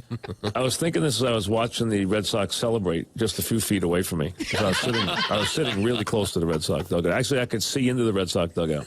And, we'll chat about it tomorrow, but I will be able to hear that because I will be sitting pretty close tonight. So I will be able to hear what's going on. And I'm going to be sitting there tonight behind the plate, and I'm telling you, I guarantee you both dugouts, and I can hear them sometimes when I'm that close. I can hear the dugouts working the umpire. I watched Houston's faces yesterday. I was sitting very close to their dugout, and I was sitting right across from them, and I was sitting right near the Houston on deck circle. Last year, sitting there and sitting close as I was. Well, it sounds like he doesn't bring it up very often. It was outstanding. Papers. It was worth it, buddy. Great job. There it is. Jackson gets it. That's a W. Now, how did you find all those? That is the great work of Back After This, It's a aka wonderful Twitter Funhouse, account. that has been monitoring Francesa for years, doing the Lord's work, as I see it. I thought about getting him on, and then I thought if I could pull it off, would we have to admit we've kind of poked a little fun, or would say we've always been a fan of your work, which is true. Big fan. I mean, God, I don't know if anybody in the industry who's just done a local show has made more than him. You know what I mean? Yeah, it's not like I think us poking fun is not saying like how bad he is. It's just like he is New York sports guy personified. Like we're in awe. He is the conductor of the Pope. Yeah, of the symphony that is New York tough sports guy. Doug, we handle callers as well. Hold on a second. What's going on, Chairman She Kurt? literally just bounced. Oh, I was going to Virginia. Doug, the very Ginny. happy Cardinal fan. Sure. A lot of listeners, including Chairman Kurt, for that matter, have wanted to take her out for a beverage, libation of sorts. But she always emphasizes that she is a mother and has been married for 2 decades. And while she appreciates the listeners' advances, she is going to politely decline them. And she's a special spirit. So, Virginia, if you want to get back on the line, 314-974-0101. We will have Jeremy Rutherford in studio with us coming up at 9:40, brought to you by Mark Hanna of Evergreen Wealth Strategies. Doug, I understand Virginia is back on the line. Okay. Jackson, you don't want me to go? Just say We it. got a break. It's fine. We got a break. What in the world? Sorry. By the way, I think we've done 3 segments and it's 8:30. Correct. Am I We have correct? JR and Suppan. And the consensus, by the way, on playing the clip, hilarious, always worth it, wildly popular via the text line. Good. God bless. In case you're we ask Nonetheless, people you're to nervous chime about in. a break. I'm not upset. Just do a little quicker. You're projecting. We'll have Virginia Jeez. next. Then we'll have Jeremy Rutherford. Doug, it's the Fisher Window and Door Store, 8 o'clock hour here on TMA 101 ESPN.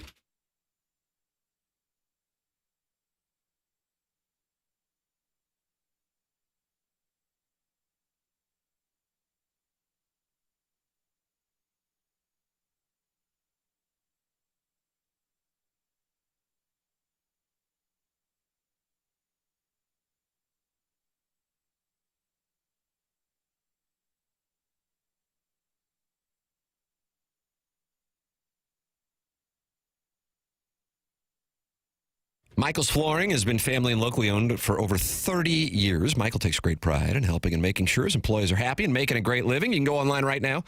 Get 3 samples free from Proximity Mills. That's at igotfloored.com. Michael's Passions Flooring. When you order from him, he wants you to have the best experience for the best price. And that's one of the reasons why they've continued to grow at Michael's Flooring for the past 3+ decades. Employees love working for him as they feel like family, and he makes sure they're taken care of, and this then rubs off to the families buying the product as they know they have the best interest of the buyers at heart.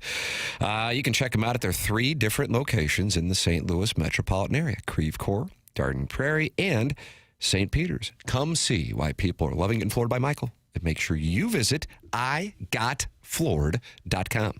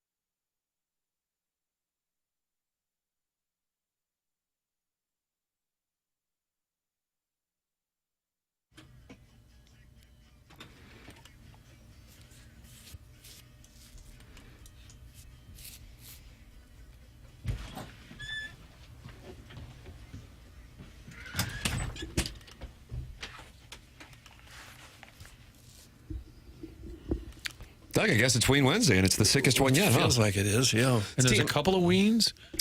Gene Ween and Dean Ween. Gene and Dean. Yeah. Still active or no? Yeah, active as the day is long. Are they? Yeah.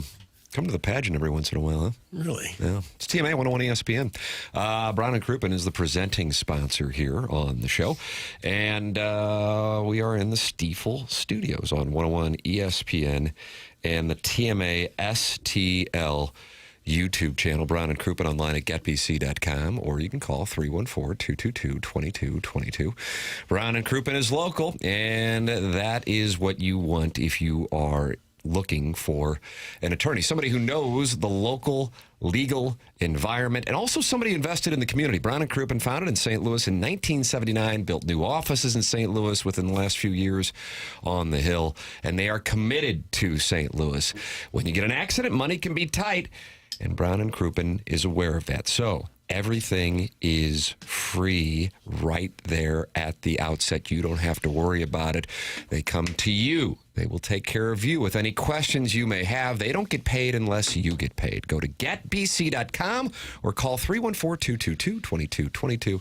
It's Brown and Crouppen. Remember, the choice of a lawyer is an important decision and should not be based solely on advertisements. We were just joined by Mike McGreevy, the Cardinal starter last night in the comeback win. And he was with us for about a half hour. Recommend listening to that conversation by podcasting via the Schaefer Door Company podcast. Got Jeremy Rutherford coming up on the Polos Plus dossier in the studio, taking your two-part questions. And then Jeff Suppan will be with us at 10 o'clock. In addition, we have the Design, Air, Heating, and Cooling email of the day, the morning after, at InsideSTL.com. Jackson is Virginia, ready to talk it over with us, Doug. Virginia, okay. The positive Cardinal fan, is with us on the Collier and Thompson phone lines. Morning, Virginia. Hey, good morning. How is everybody? Oh, we're just fine, Jenny Jen. Hey. What's on your mind? All of my siblings call me Jenny, so when you call me Jenny Jen, it makes me smile because that is my family nickname. I can imagine it would be. It would be, yeah. I love that you had McGreevy on. I did listen to it when he was talking about like his food prep and stuff. My son, who also plays baseball, was listening, and he smiled at me because I was talking to him about the importance of eating protein and prepping, and to hear that someone that he really likes and respects does that. Not that Mom said it, but that McGreevy said it, that drove the point home. So he appreciated that, and I liked everything about the interview. Now your son's going to what? Your son's going to want steak and eggs every breakfast, and that puts some pressure on you. You know, I have 4 kids. It puts no pressure on me because I have no problem saying no. Absolutely not. But it's, I just like that he's interested, that he's open to it. And I never hear about, like, what the Cardinals' off day looks like. So, or what the recovery day looks like, their spa day, like he said. That was all really cool to hear. Great baseball comebacks are happening.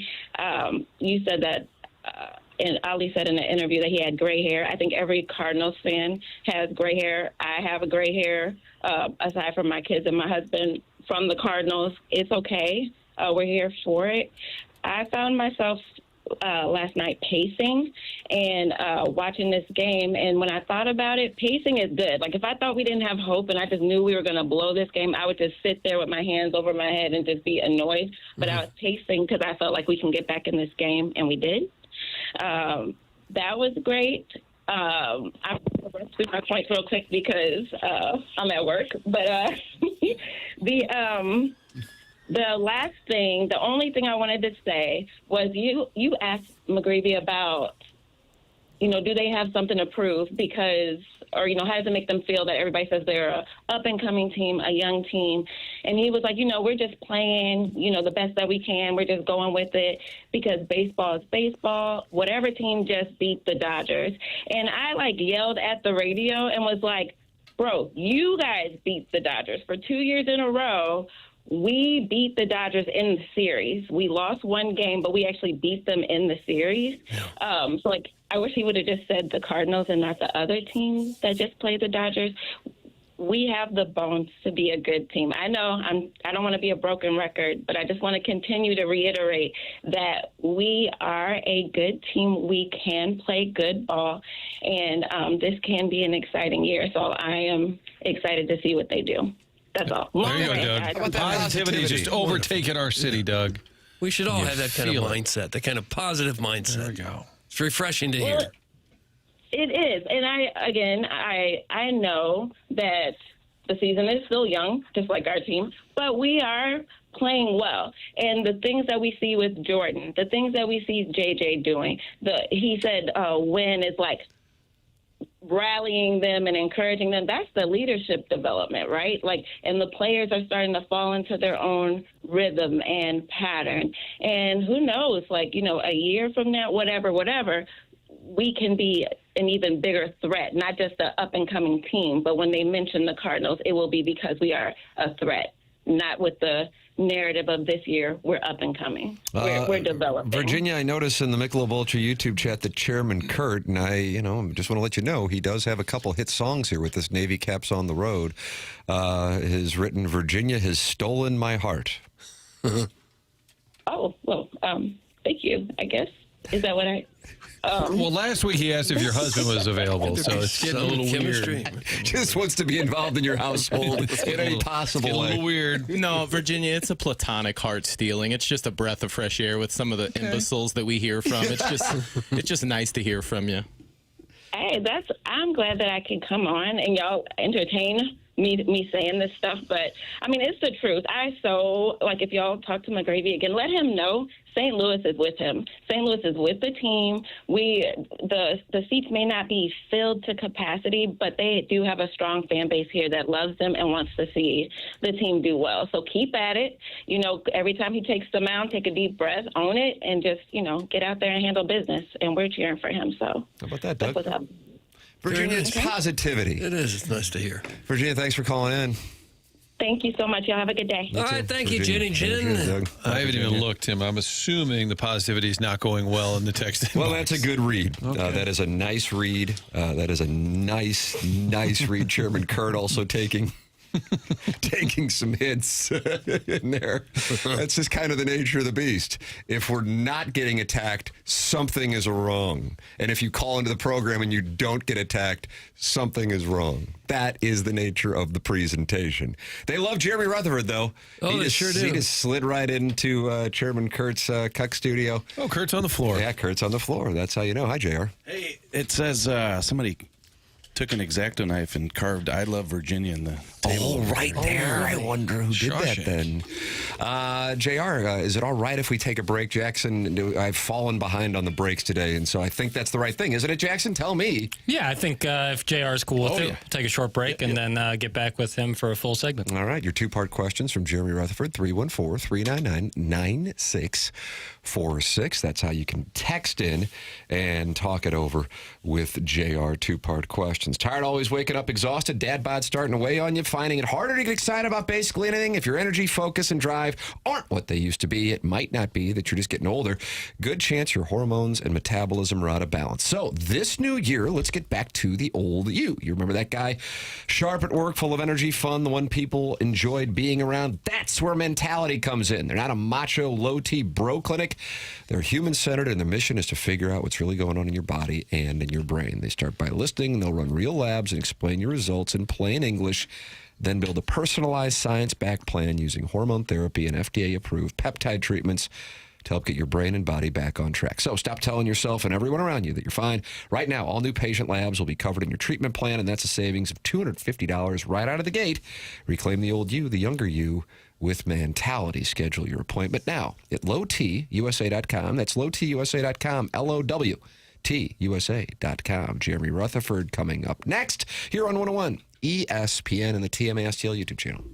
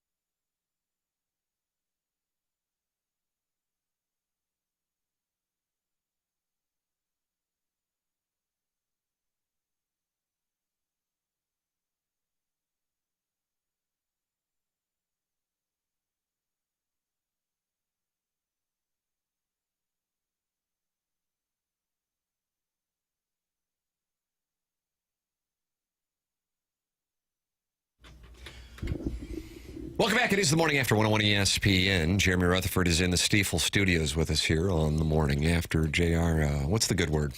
The good word is, again, stuck in traffic. I was running late, but when Jackson said we got Virginia on the line, I was excited because, A, I knew you guys would be in a good mood, and B, I knew it would probably be somewhat of a lengthy phone call that would give me some more time to get here. Oh, nice. That, yeah. Doug loves Ginny Gin. She's become kind of a regular. She is. Doug, in the studio, did they used to give you the stretch sign? Remember that? There was a floor director, and they would use their hands. Right. The tape wasn't ready. The reporter wasn't there. And they would literally just hand sign, stretch. So when JR's not here, we're like, what else is on your mind, Virginia? That's what I was doing to Jenny Jen. That's what I was doing to Jenny Jen in the car. Stretch. JR, a bunch of emotion last night, I guess would be fair to say, in a game that the outcome didn't matter. What stood out to you from the festivities in the Blues coming back 2 different times from a 3-goal deficit? Yeah, 4-1. You think it's in the bag for the Penguins, and the Blues fans who I've been hearing from for several weeks had to be excited. They want that high draft pick. They went to Blues to lose 12 in a row down the stretch, but here they are. That's Harrison's brother, Master. Harrison's brother. So 3 in a row, and now they're coming back from 4-1 deficits at the end of the season. So those Blues fans that went the high pick, not too happy. Isn't the most interesting thing that was said recently, I think, was Montgomery. Maybe it was the skate Monday morning, whatever, when he said, basically, I'm not that impressed when you do great when it doesn't matter. Yeah. More or less. I like that. And do you think that was directed at players as much as anything, or himself, everybody? Because I thought it was a great assessment. Yeah, I just think that it's been 2 years in a row now where the conversations down the stretch is how well they've played. And you can sit there and talk about it. Hey, pat on the back for winning some games, but last year it got you in the playoffs. This year it didn't, and who wants to do it 3 years in a row? So all their focus to me has to be on getting guys to play the way they've played in March and April, in October, whatever they needed to do to get that figured out. And I think that's where Monty's coming from. But I wonder if that's a sign, okay, and I don't want to indict the whole team, but are they looking at their numbers or their stats and say, oh, I better get going here? Like, what is it, that mindset? Because if so, that's a bad trait. Yeah, and it's hard to analyze, but, I think it's more team-wise. They had a big break 2 years in a row, 4 nations, and then you had the Olympics. And you have a situation where you come back healthier and you look at the standings, you say, guys, we're only 6 points out, 8 points out. Let's get it together. But you shouldn't need that. You shouldn't have to draw that up and see that as your challenge down the stretch. That's what should be in front of you October 8th, and for whatever reason, it just hasn't been. When you sat there at the start of the season, we all predicted what was going to happen to the Blues. I think we all thought they'd finish maybe second, third in the division, certainly be a playoff team, and now they need another win to lock down 6th place without the playoffs. Big picture, what was the main thing that went wrong? Yeah, I did the bold prediction at the beginning of the season. I know you guys love lists, and you love lists in particular at The Athletic, and so I try to provide those for you. We'll do some more of those here at the end of the season. Maybe at the end of the year, how about a list of the top lists? List of the things I got wrong this year.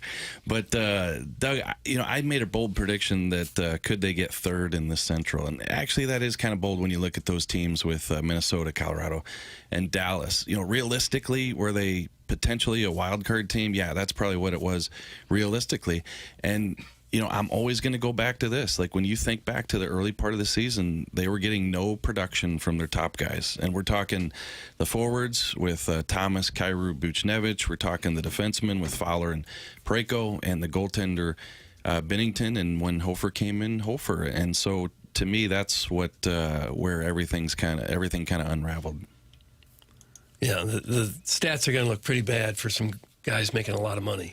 What was the emotion Binnington last night? I know he talked after what could have been his final game in St. Louis. Yeah, so I came up with something last night, just trying to think a little bit outside the box, and walk the concourse before the game and found 5 or 6 people wearing Binnington. I mean, there were dozens of people wearing Binnington jerseys, obviously, but I picked out 5 or 6 and chatted with them. And, interestingly, they said, hey, we thought that this could be his last game tonight, so pulled this jersey out of the closet. This is the one we wanted to wear. Tim's a big jersey guy, wears jerseys all the time. And just talked to them and kind of said, hey, what's Jordan Binnington's legacy going to be? here in St. Louis. And first and foremost, it's always going to be the Stanley Cup. But they said, like his attitude, like his competitiveness, like when he talks, so to get their thoughts on what Jordan Binnington has meant to this city. I took that into the locker room, Martin, just like a good TV talking head would do. The talking head. Talking head. Blow dry. What did Strauss call his TV foofs or something? And then there was always the Tom Wheatley who would aggressively click off his recorder when a TV guy would ask a question to let you know this is going to be beneath it's me. not going to be any Yes, good. I have no interest in what they say based on your stupid question. Yeah. Click. So we just took that into the locker room and asked Jordan Binnington, about this potentially being his last game. And I was just telling you a second ago that he kind of went a little Binnington-esque, and he said, yeah, that's the big mystery in life. That's what it's all about, and the unknown, and we'll just see, take it day by day.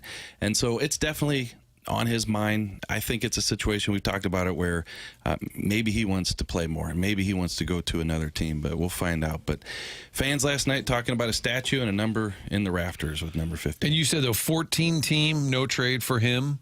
Yeah, so he has some control here. Has a little bit of control, as we've seen, though, with some other players over the years, Parayko, Krug, Shen, sometimes maybe the team will work with you on a destination, and will they do that with Jordan Binnington? We'll see.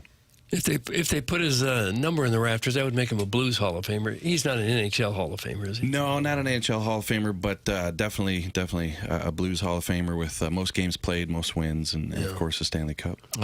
JR, Harrison's brother Master is not happy with us for asking you questions. He says, why don't you Gomers let someone else ask a question? Martin, stop talking! Martin, stop talking! That's from Harrison's brother Master. Jackson? You want Flacco? You want some?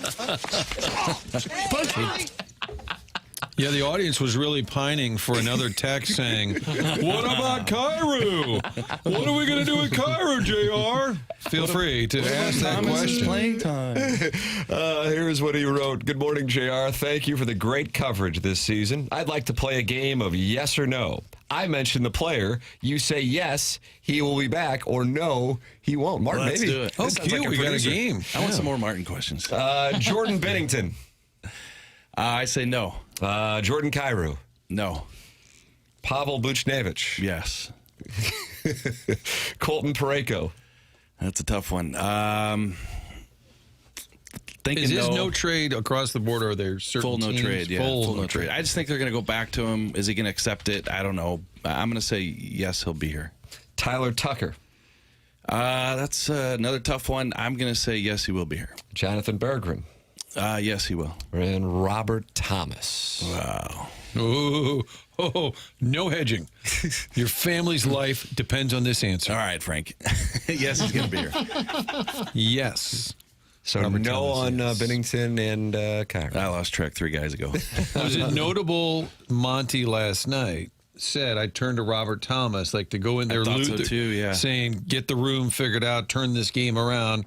The fact he admitted to everyone that it was him going to Thomas kind of fixed the room. I felt like that's a management kind of throwing it out there. We're kind of back in on this guy. Yeah, dead on. Yeah, when I heard that comment, I thought the same thing. And, notable that he says it's Robert Thomas. And not only that, but that the team responded and won that game coming back from that deficit. So you can see that, Robert Thomas's words in that locker room have some weight.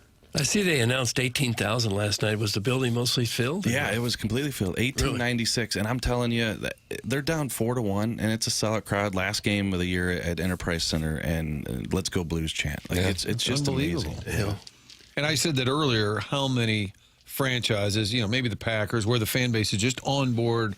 Oh, well, we didn't get them. Let's go get them next year. We're in a sea of negativity. And somebody said, well, on Twitter, I'm sure on Twitter, and this text line that they hate Kyrie, they hate Thomas, they hate, but in the building and just Blues fans in general tend to kind of just buy in all the time, which is kind of dangerous to the franchise. You can get complacent because they're just saying, "Hey, we love you, Blues. Do whatever you want."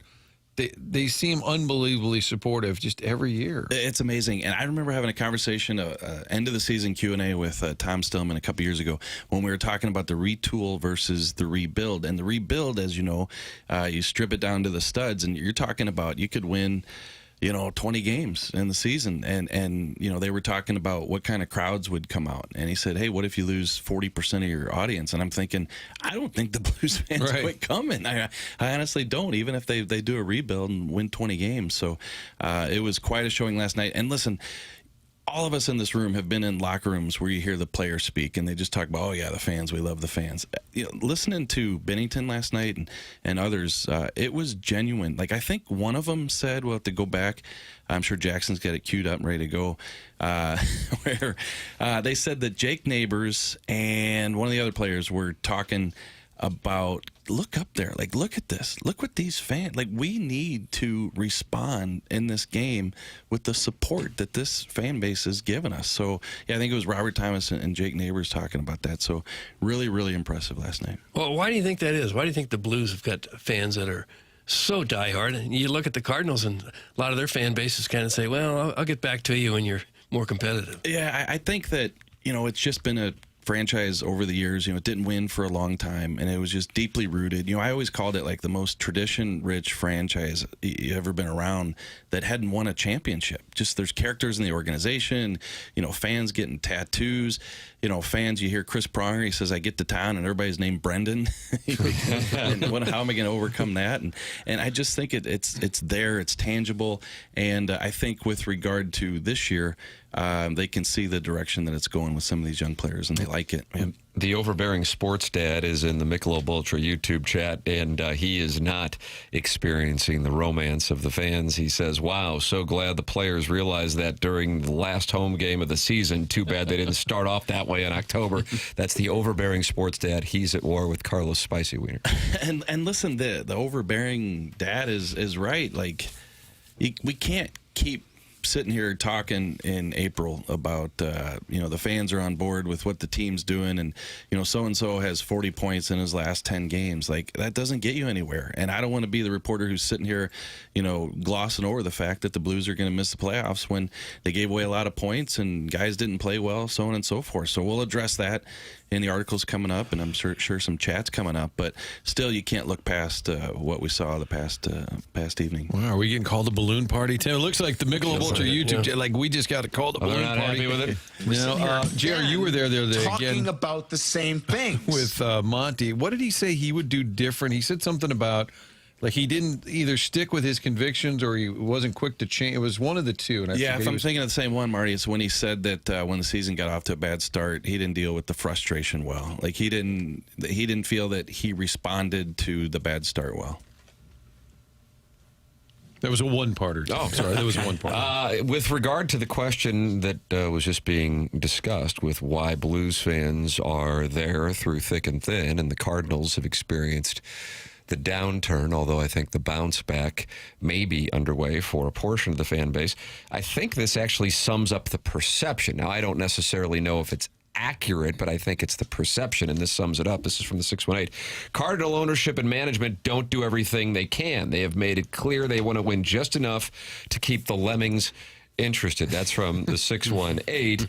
And then from the 636, I love Tom Stillman and everything about the Blues. We are lucky to have them. And I do think there is a perception that Tom Stillman is an everyman and the Cardinals are disconnected. That is what I think, if you could summarize it as concisely as possible, even though there's a lot more nuance to it, I think that would summarize it. Yeah, no, I think you're right. And I think some of the press conferences the past couple of years with the two different organizations have been night and day, right? And the fallout from some of those press conferences, some of the ones with the Cardinals that seemed a little bit naive to the fan base, I think have kind of split that line that we're talking about with the Blues and the Cardinals too. So I was surprised a couple years ago. Like, I'm a Cardinal fan. I've lived in St. Louis my entire life, go to a bunch of games.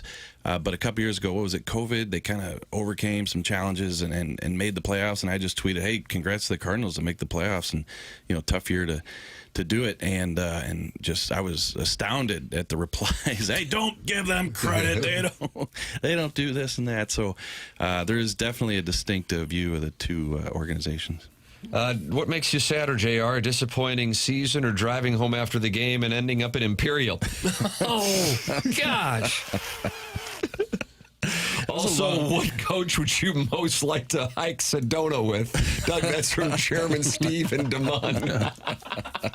No, there are other people there.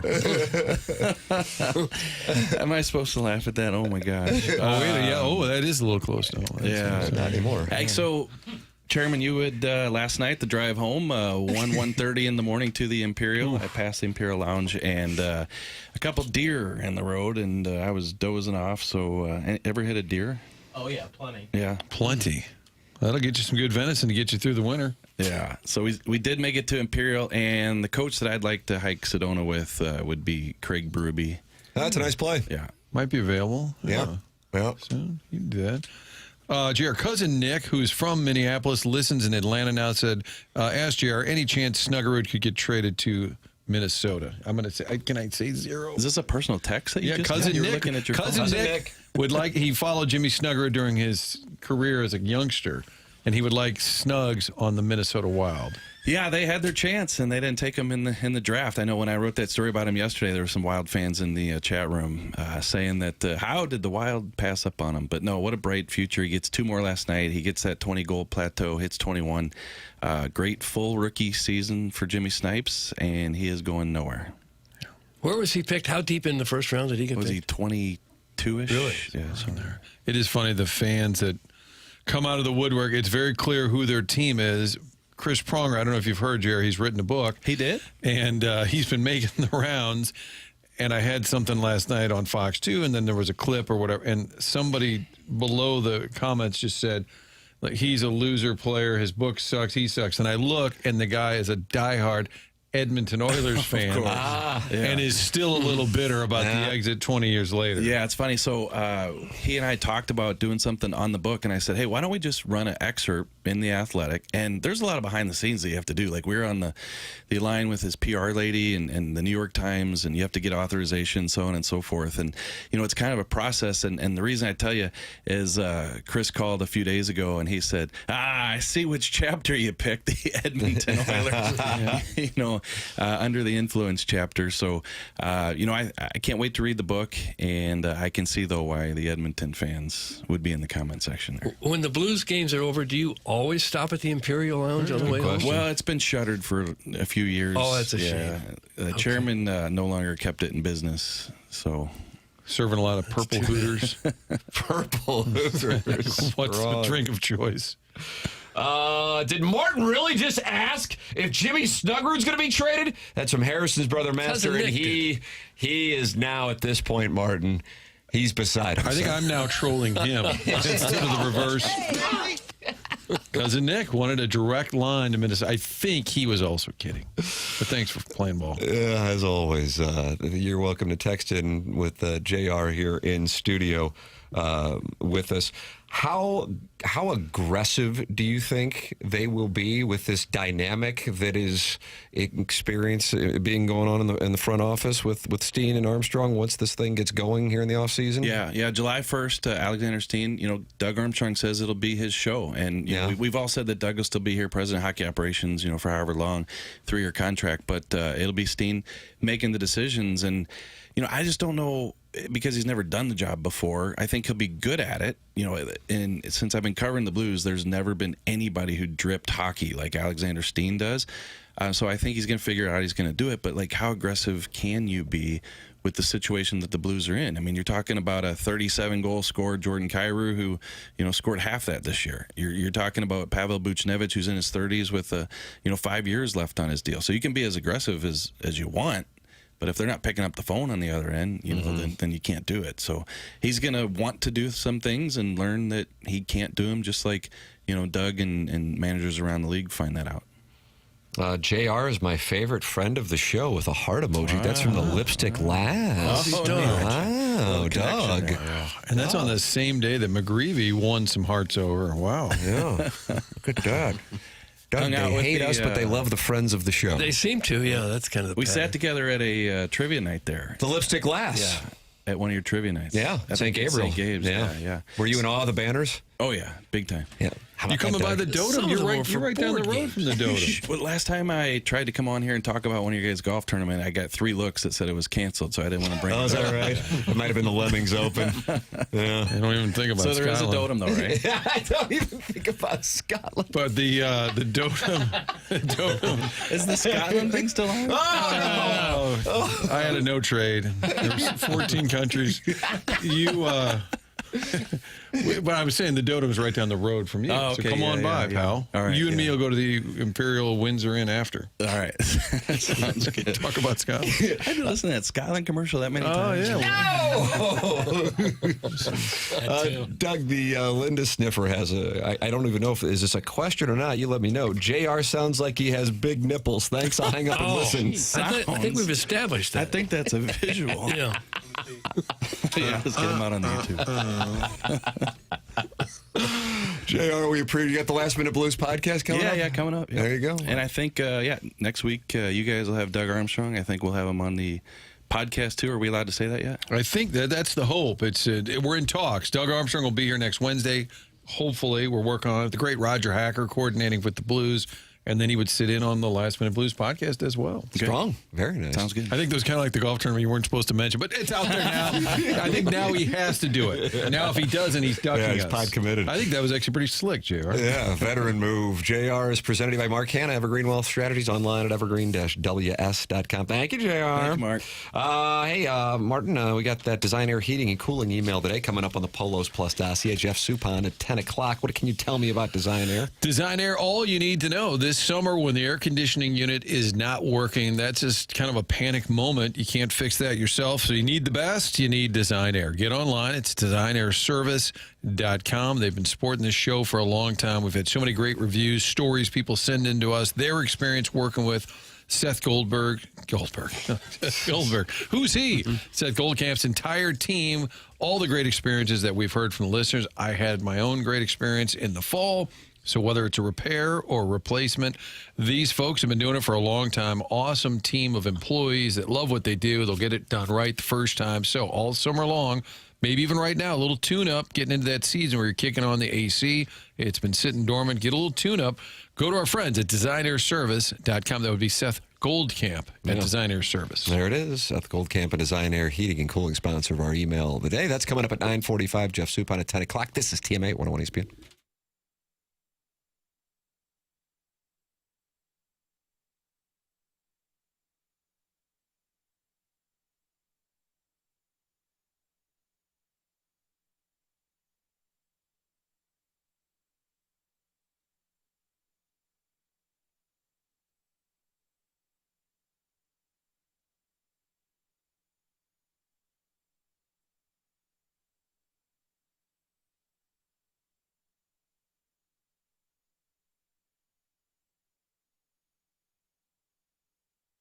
Universal Windows Direct is making the decision to upgrade your home easy with their buy 2 windows, get 2 free offer. Plus, there's no limit. So the more you upgrade, the more you save. It only gets better. You'll have no payments and no interest for 24 months with $500 off your entire project. Work with their team of experts to give your home the fresh feeling it deserves for years to come. Call 314-334-2522 or visit universalwindowsdirect.com to schedule your free estimate today. It is springtime. Fresh air, fresh start, fresh feeling, and with the spring weather, this is the time to capitalize on a fresh start. Old drafty windows don't keep that fresh start feeling very long. Buy 2 windows, you get 2 free. 24 months with no payments and no interest. $500 of your entire home improvement project. Super spacer technology and its benefits from Universal Windows Direct. Call 314-334-2522. Or visit universalwindowsdirect.com to schedule your free estimate today. And like me, you'll be saying, I love my windows.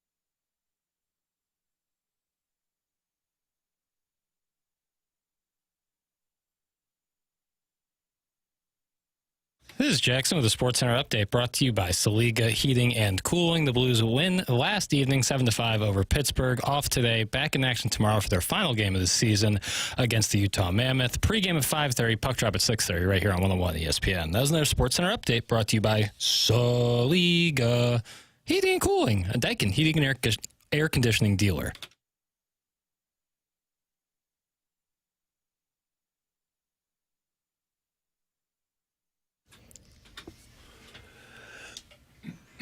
Puck. Jet. And then Roger. Doug Roger is the auto-tune guy right here. Is that right? Yeah, Roger's his name. How do you know Roger? He had a jam in the 1980s called I Want to Be Your Man, and he did the same gig here. Okay. It's TMA 101 ESPN shows presented by Brown and Crouppen. We're in the Marquand Evergreen Wealth Strategies 9 o'clock hour. Tim McKernan, Doug Vaughn, Martin Kilcoyne with you. Jackson Burkett is on the ones and twos. Chairman Kurt filters phone calls and emails. You can email in for the Design Air Heating and Cooling email today, which is coming your way here in about a half hour. Jeff Suppan on the Polos Plus dossier.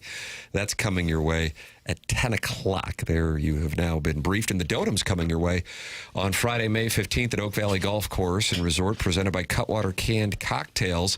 Get your foursome together to join Martin, Doug, Jackson, and myself for a day out on the course, including breakfast from Donut Drive-In. That's just included.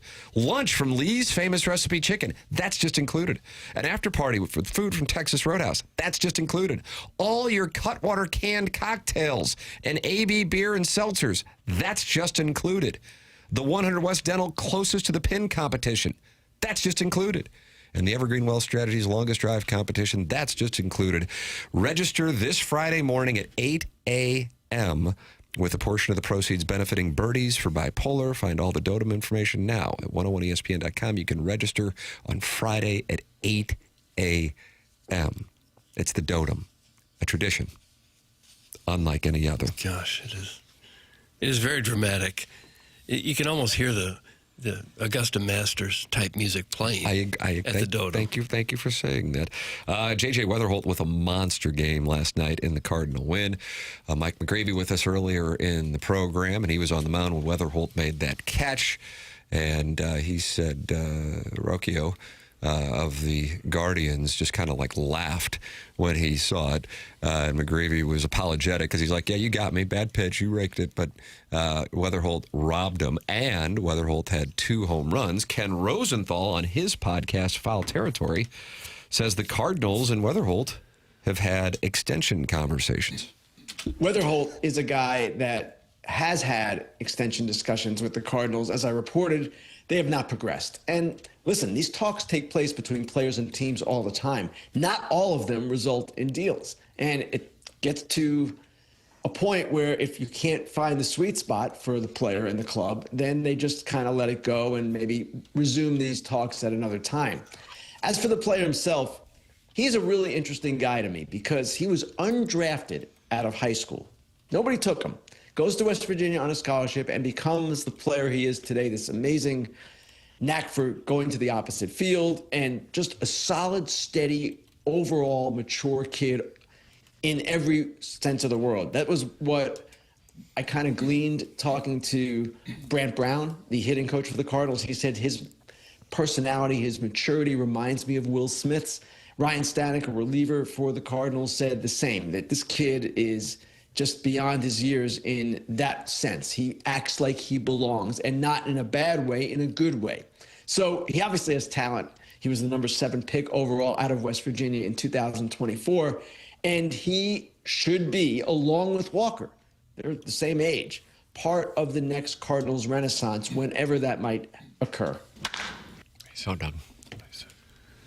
Yeah, a lot of these young guys, top prospects coming up, they're starting to get paid huge money before they ever even play. Connor Griffin of the Pirates just got 9 years, $140 million. So Wetherholt and his agent probably looking for something in that ballpark, I would think. Probably not that much. Griffin was the number 1 prospect in all of baseball. But Wetherholt, I would think, was probably looking for something close to that. And maybe the Cardinals just aren't quite ready to commit to that yet. Well, there's definitely something to it. John Heyman had written that a couple of weeks ago, too. And I guess I could see it. You're trying to be an economically smart franchise, but How do you know? I mean, the guy's been in the big leagues for a couple of weeks. Yeah. Obviously, you've seen him at the minor league level. You know how he profiles. But for all these teams that do it, whether it's Corbin, Carroll, any of these guys, it is kind of crazy to think, all right, you're 19, you're 20, you're 22. Here's $100 million. And I guess they can afford for it to be wrong, too. That's the beauty of pro sports. If you're wrong, how many guys at Mozeliak signed just go to Mr. DeWitt? Oh, that was a mistake. Like, it was $80 million. Well, what are you going to do? Brett Cecil got, what, $30 million? And what did he do? He got a haircut, changed his number. And he liked to play video games, and that caused a problem in the clubhouse? It seems very risky to me on the club's part. Very risky. I mean, if you're going to shell out the money, why don't you just wait until he becomes a free agent and shell it out then? Try to keep him. The idea, but then the number would be exorbitant. Right? Is like if he's a star, it will be right. exorbitant. If they're a star, in the long run, you'll save money and you'll get to keep them. But that's the hope. Right. But how many of them really turn into stars? Not many. Tatis got a very similar deal when he was younger. Guerrero Jr. got a very similar deal. Yeah, there are some that do, but most of them don't turn into big time stars. Maybe Wetherholt will. We hope he will. But it's still pretty risky that you're projecting somebody to become a perennial all-star type player and giving him that much money when you don't have to yet. I can see the clubs being hesitant to do that. Down on the farm, some of the guys that Wetherholt was playing with just a few months ago are continuing to have some success. The Memphis Redbirds have won 75% of their games, Doug, 12-4. Hunter Dobbins got the ball last night and threw 5 innings and allowed just 1 earned run while striking out 4 and allowing 3 hits. So they are 12-4 on the year. Some offensive news and notes. Jimmy Crooks continues to rake 1 for 2 last night with a run scored, and his OPS is at 1,006. Blaze Jordan 1 for 3 with a run scored. His OPS 1,056. And the Memphis Redbirds are playing some good ball. Nelson Velasquez update. He had a hit last night. His OPS is at 600. His batting average at 184. It was the controversy of the days leading up to the opener, if you may recall. Yeah. Yeah, and 7 for 38 on the year with 1 home run. Crooks and Jordan both have 4 home runs, too. And about 40, 45, 50 at bats. So there's 2 more guys we may see up here. Especially Crooks. I would think if you got a big hitting catcher, that's really a bonus for the lineup. So offensive numbers from the catching position have not been outstanding. Well, I know they want Herrera wants to catch. They want to give him that opportunity, but it seems exclusive. He's McGreevy's guy. He catches when McGreevy pitches and when Palante starts. Other than that, it's Pies, because it seems if you were going to do Crooks at some point, the position that would open up would have to be Pies. Because Pozo's a bench guy who can hit and could play catcher if you need him, but Herrera's not going anywhere. If you're going to bring up Crooks, that means that you're probably cutting bait on Pies. Bring him up, it gets us closer to 9 catchers. Which is the name of a hit song from Chairman Kurt. Mike McGreevy was with us in our 7 o'clock hour. Jeremy Rutherford in our 8 o'clock hour. Jeff Suppan coming up in the 10 o'clock hour. You can always podcast the show via the Schaefer Door Company podcast. Doug, can you tell us about Jason Gosrow and Schaefer Door Company? Well, they'll get your garage door fixed up toot sweet. If you got a problem with your garage doors, I've had in the past, you call Schaefer Door and they get right out there. They actually have a special Monday morning standby service for doors that break over the weekend, but any day of the week, they'll get out and get you fixed up. They service all kinds of garage doors, and they do new installs with LiftMaster. LiftMaster garage door openers are strong, quiet, and they are versatile. Maybe you run a business, have a warehouse with big, tall doors. Schaefer is experienced in those types of jobs as well. They can handle absolutely anything you can throw at them with a garage door issue. And the business has multiple family members that have been working there. They're big enough to handle any job, small enough that you talk with a real person when you give them a little jingle, and their service techs are not commission-based, which is nice. You're saying, okay, what's the website? How do I get in touch with these fine people? Here it is. SchaeferDoor.com. That's Schaefer with 1 F. SCHAEFER door.com, or you can call or text 636-782-3608. Fantastic people to work with. Jason Gosrow has a great staff. Schaefer Door is a LiftMaster partner. SchaeferDoor.com, sponsor the podcast here on TMA 101 ESPN and the TMA STL YouTube channel.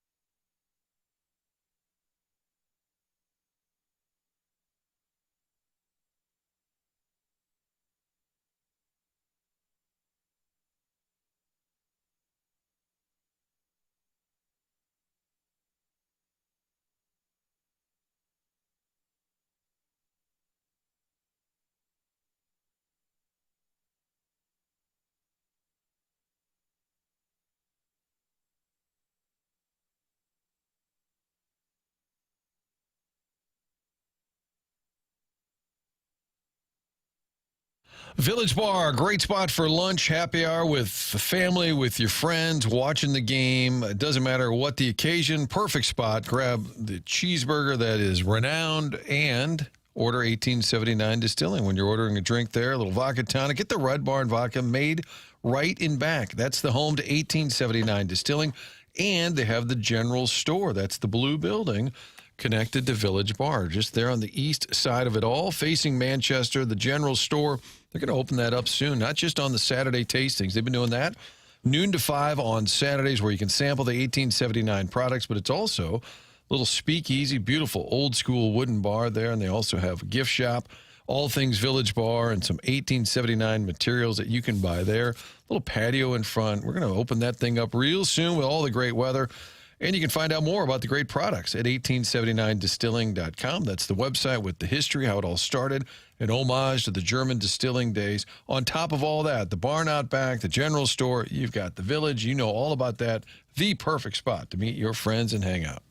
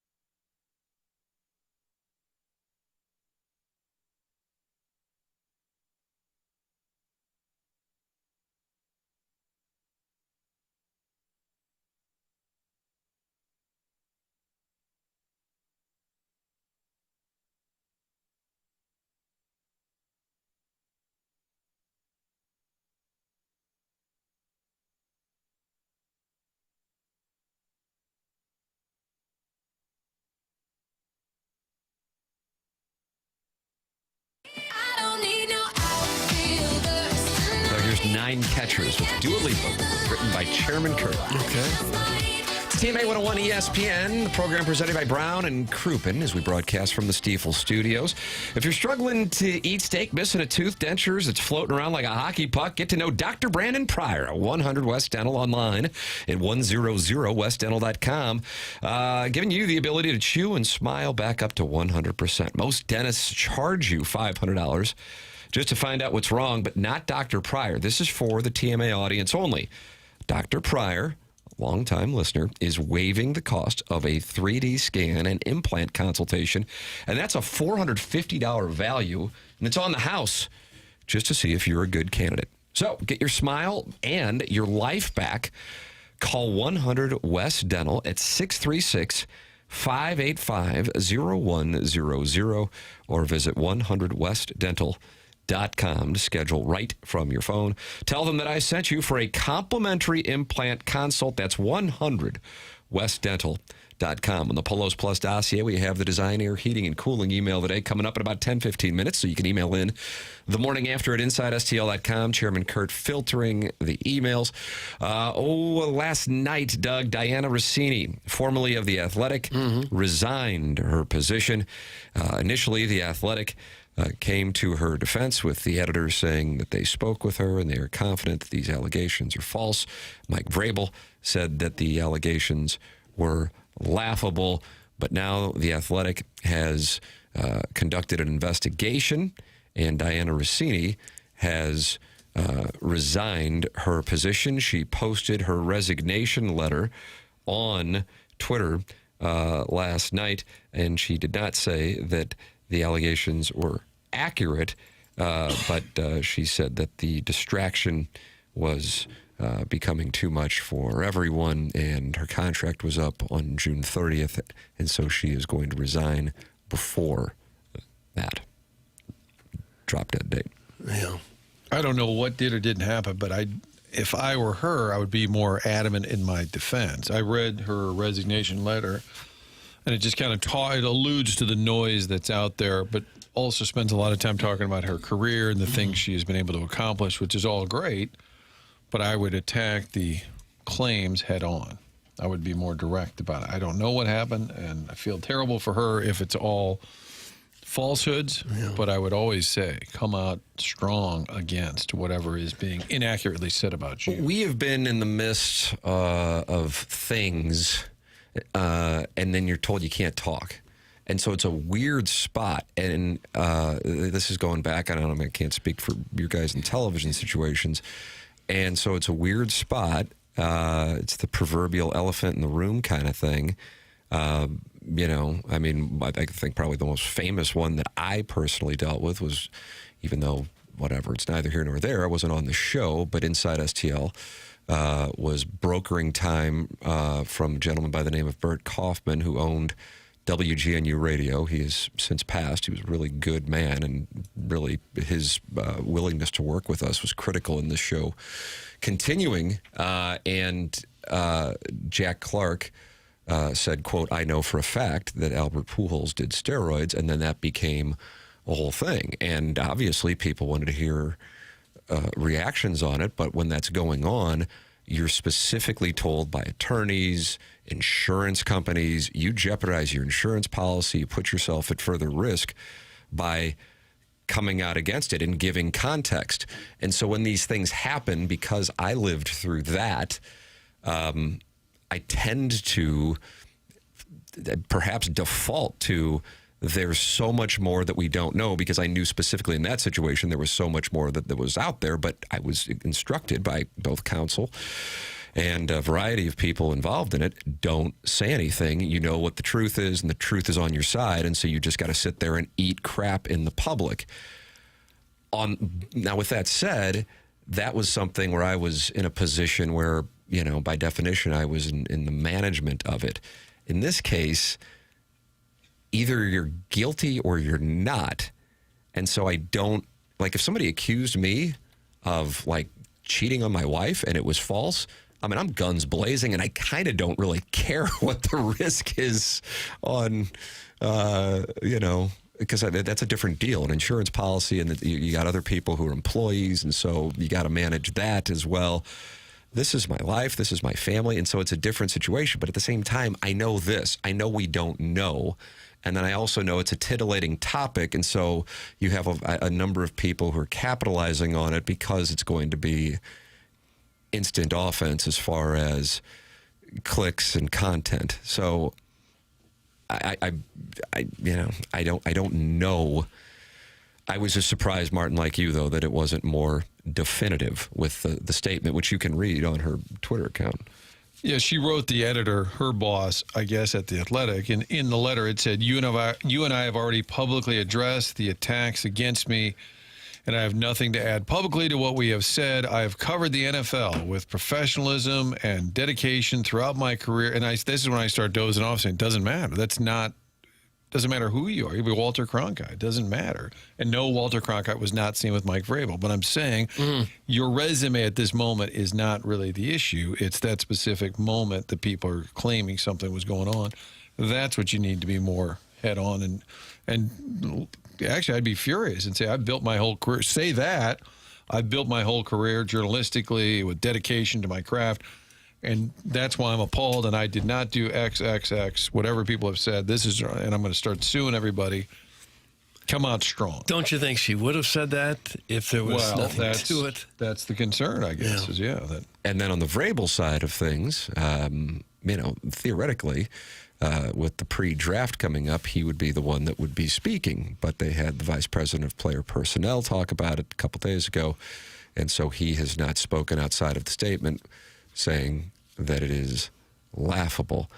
Papers, we have a clip here of podcast. What's the name of the podcast? You have it in the dossier. I just don't have it in the dossier. Sportscast. Thank you very much. Asking the question of why this is such a big deal versus, say, Adam Schefter. You remember those emails in which he was asking the Washington GM if the story looked right before he posted it. Here is this podcast, The Sports Gossip. My question with the whole coverage of this is, how is Diana Russini interlocking fingers with Mike Vrabel different from Adam Schefter sending an email to a former team president with a full draft of an unpublished story and saying, Mr. Editor, are there any changes you'd like me to make? Right. So the way that this is being talked about is Adam Schefter still has a job.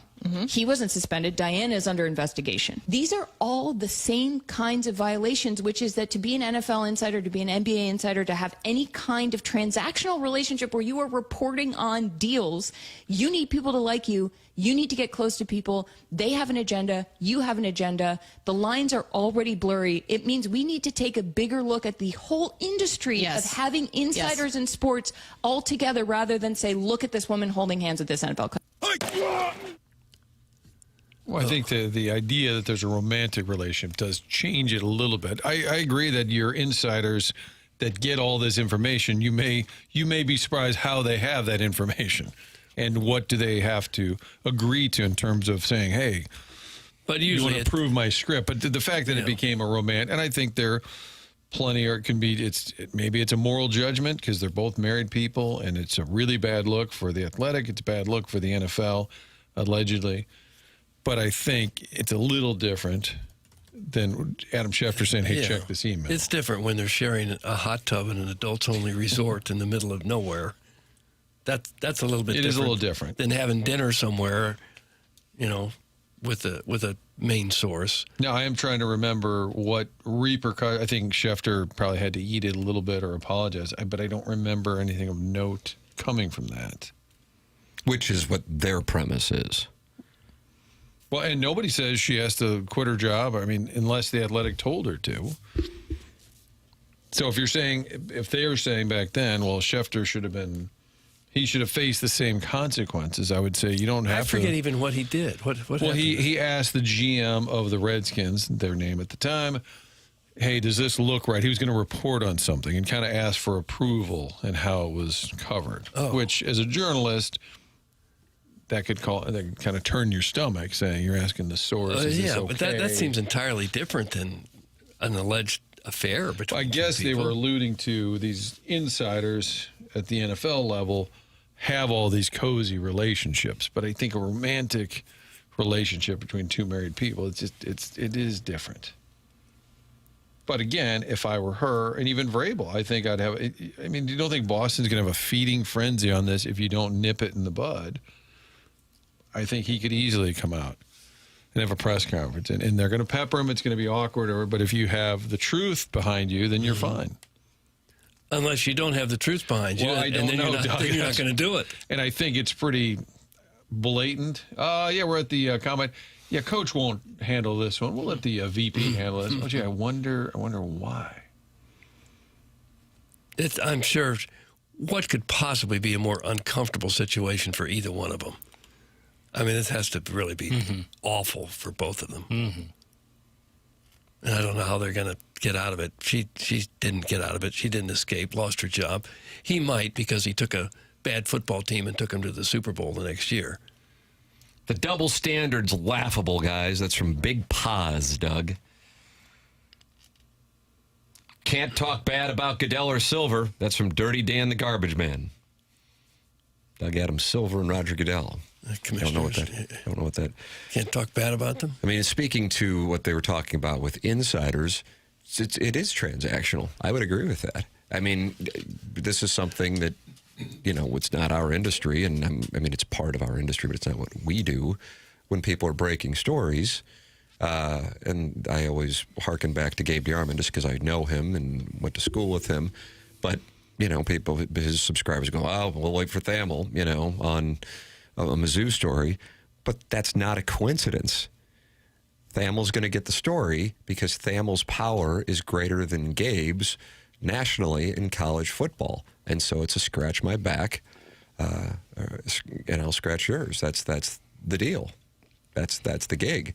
So speaking to I realize you're talking about a different conversation if you're talking about what is alleged to have gone on with Diana Russini and Mike Vrabel, but it's transactional. Scratch my back, I'll scratch yours. Here's the story. Now it's understood down the line. I'll take care of you.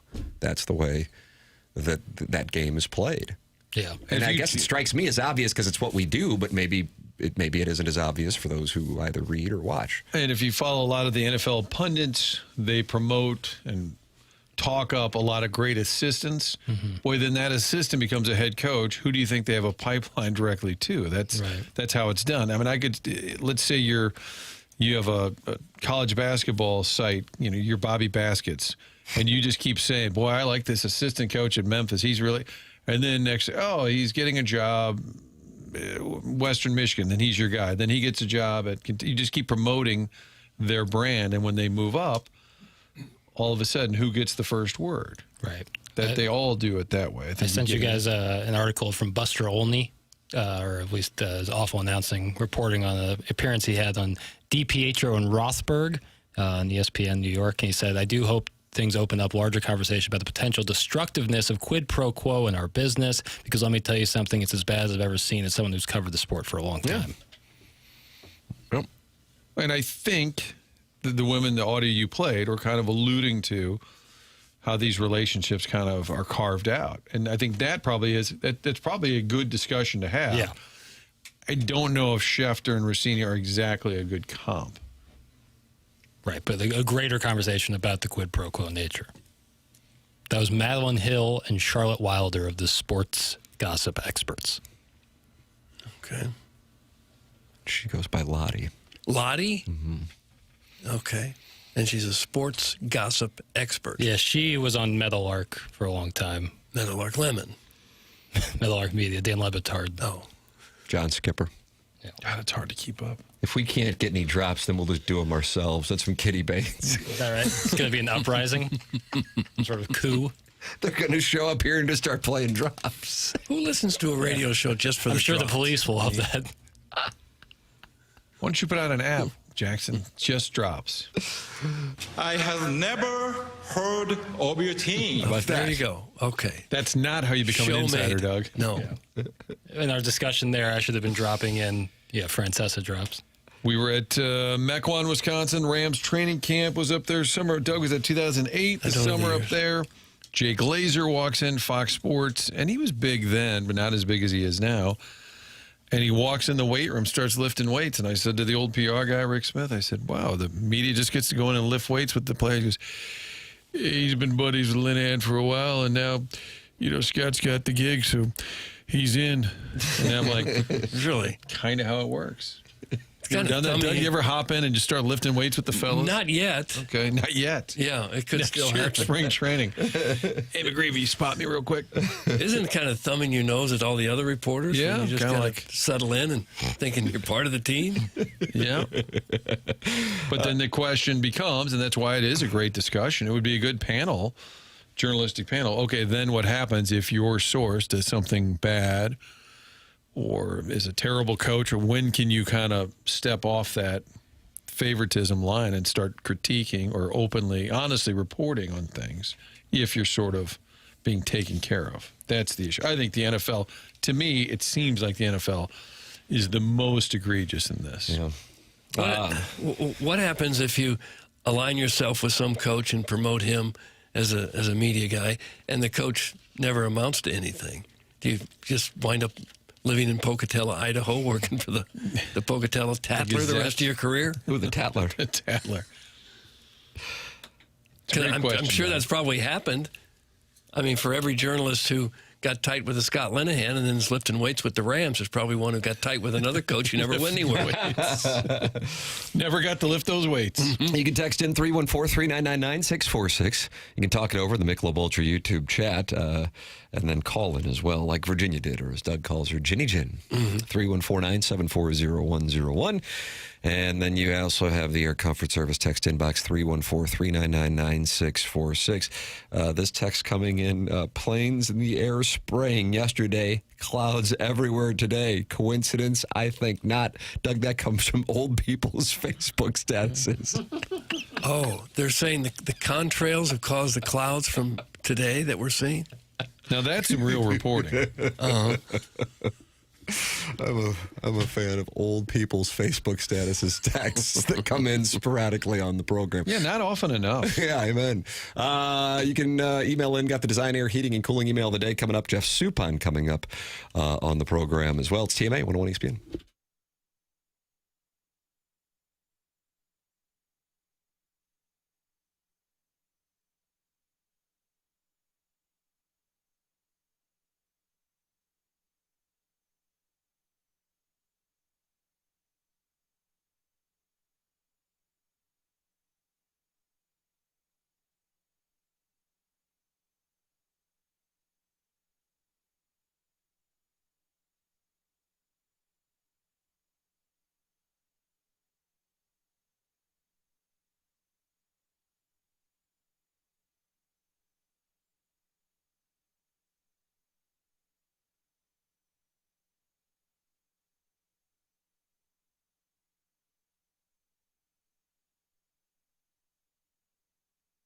You go to VIP Auto Accessories, and they take care of everything. A one-stop shop. In some cases, people bring their vehicles to 4 or 5 different places, but everything can be done in-house at VIP Auto Accessories with Tommy Cibulka and Brian Grigg. I just worked with them just last week, had my windows tinted.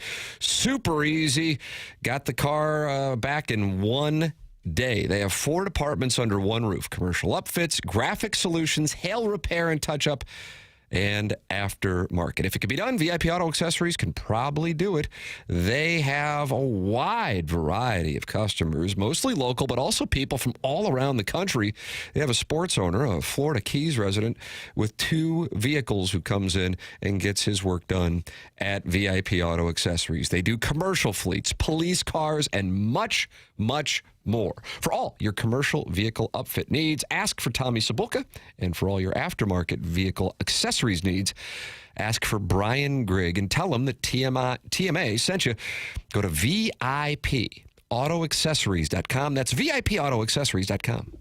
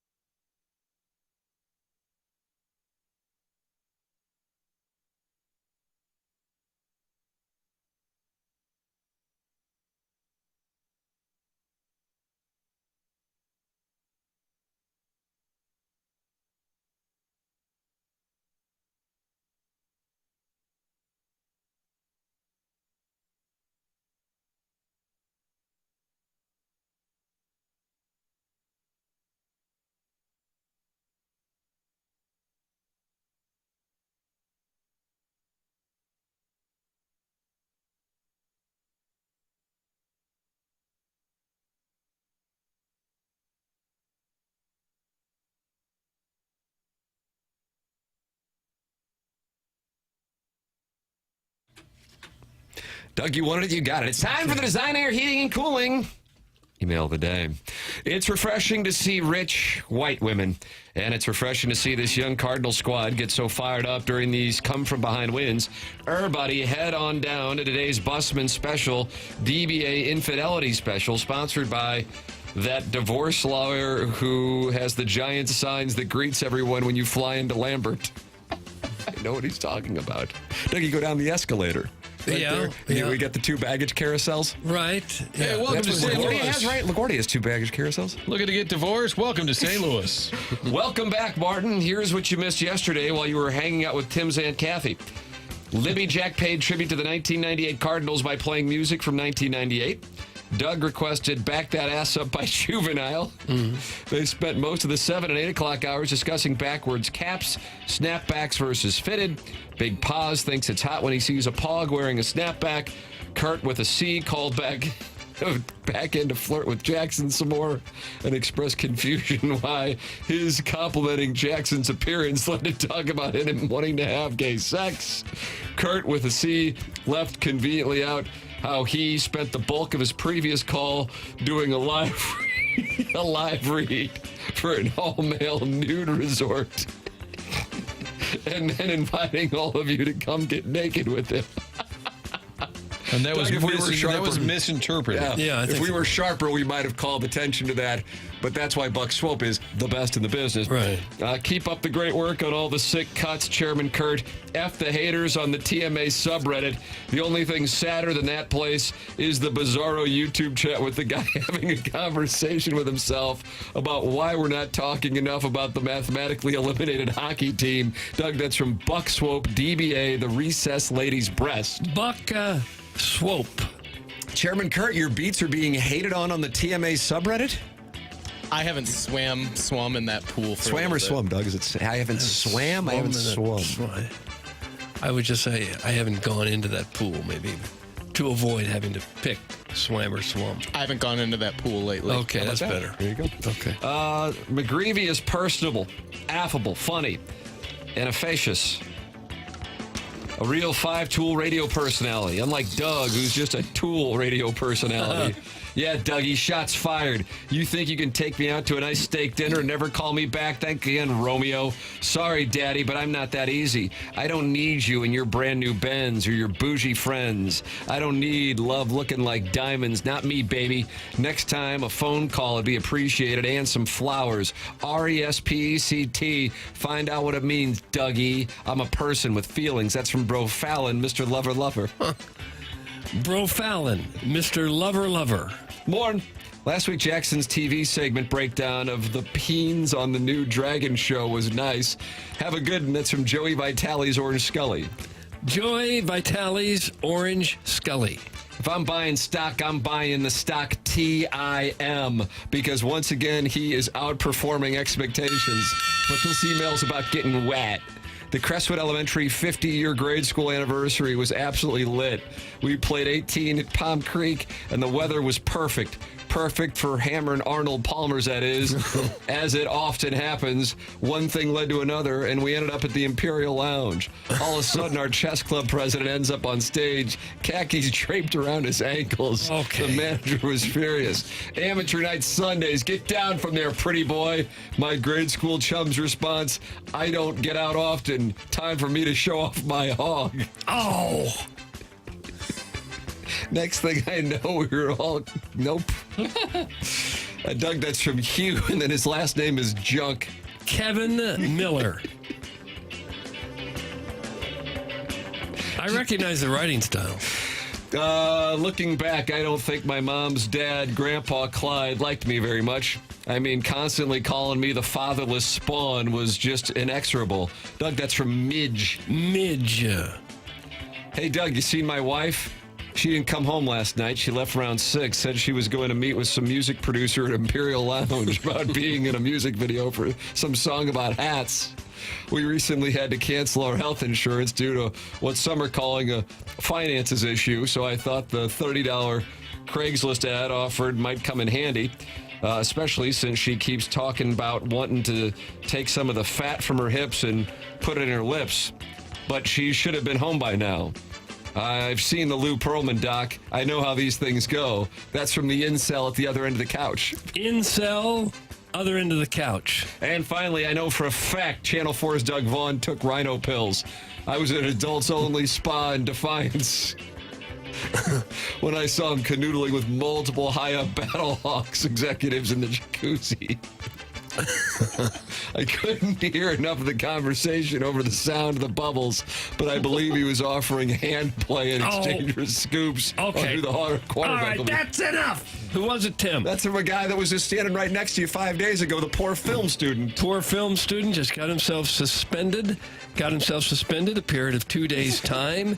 And if he continues this sort of rhetoric, he's going to have to return the garage door. Oh, wow. Yeah. Severe. Yeah. And he's emailing in from L.A. over there. And Jeff Suppan's going to be calling in from L.A. and Mike McGreevy's from L.A. This show is Los Angeles. We are the Viper Room. It feels that way sometimes, yeah. And the YouTube chat on the Fast Lane's called the Viper Pit. Snake Pit, yeah. Snake Pit. Snake Viper, same thing? Viper is part a of the snake family? Not all snakes are vipers. Is the Imperial Lounge something other than just a bar? Was it a strip club or something that I don't know about? That's right. It was. Yeah. Here you go. I guess that's the joke. We'll have the vote, and we'll announce the winner coming up at 10:55. Jeff Suppan with us next on the Callier and Thompson phone lines. That's your Polos Plus dossier. This is TMA 101 ESPN.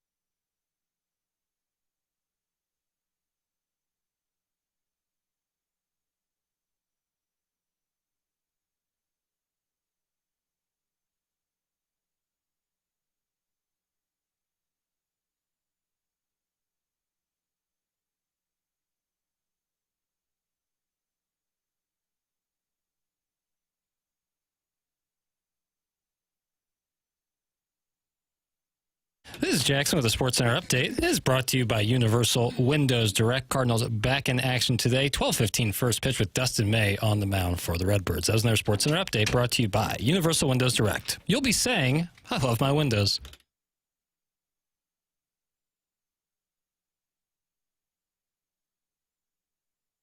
Welcome back this morning after 101 ESPN, TMA STL YouTube channel. Tim McKernan, Doug Vaughn, Martin Kilcoyne with you from the Stiefel Studios in our Design Air Heating and Cooling 10 o'clock hour.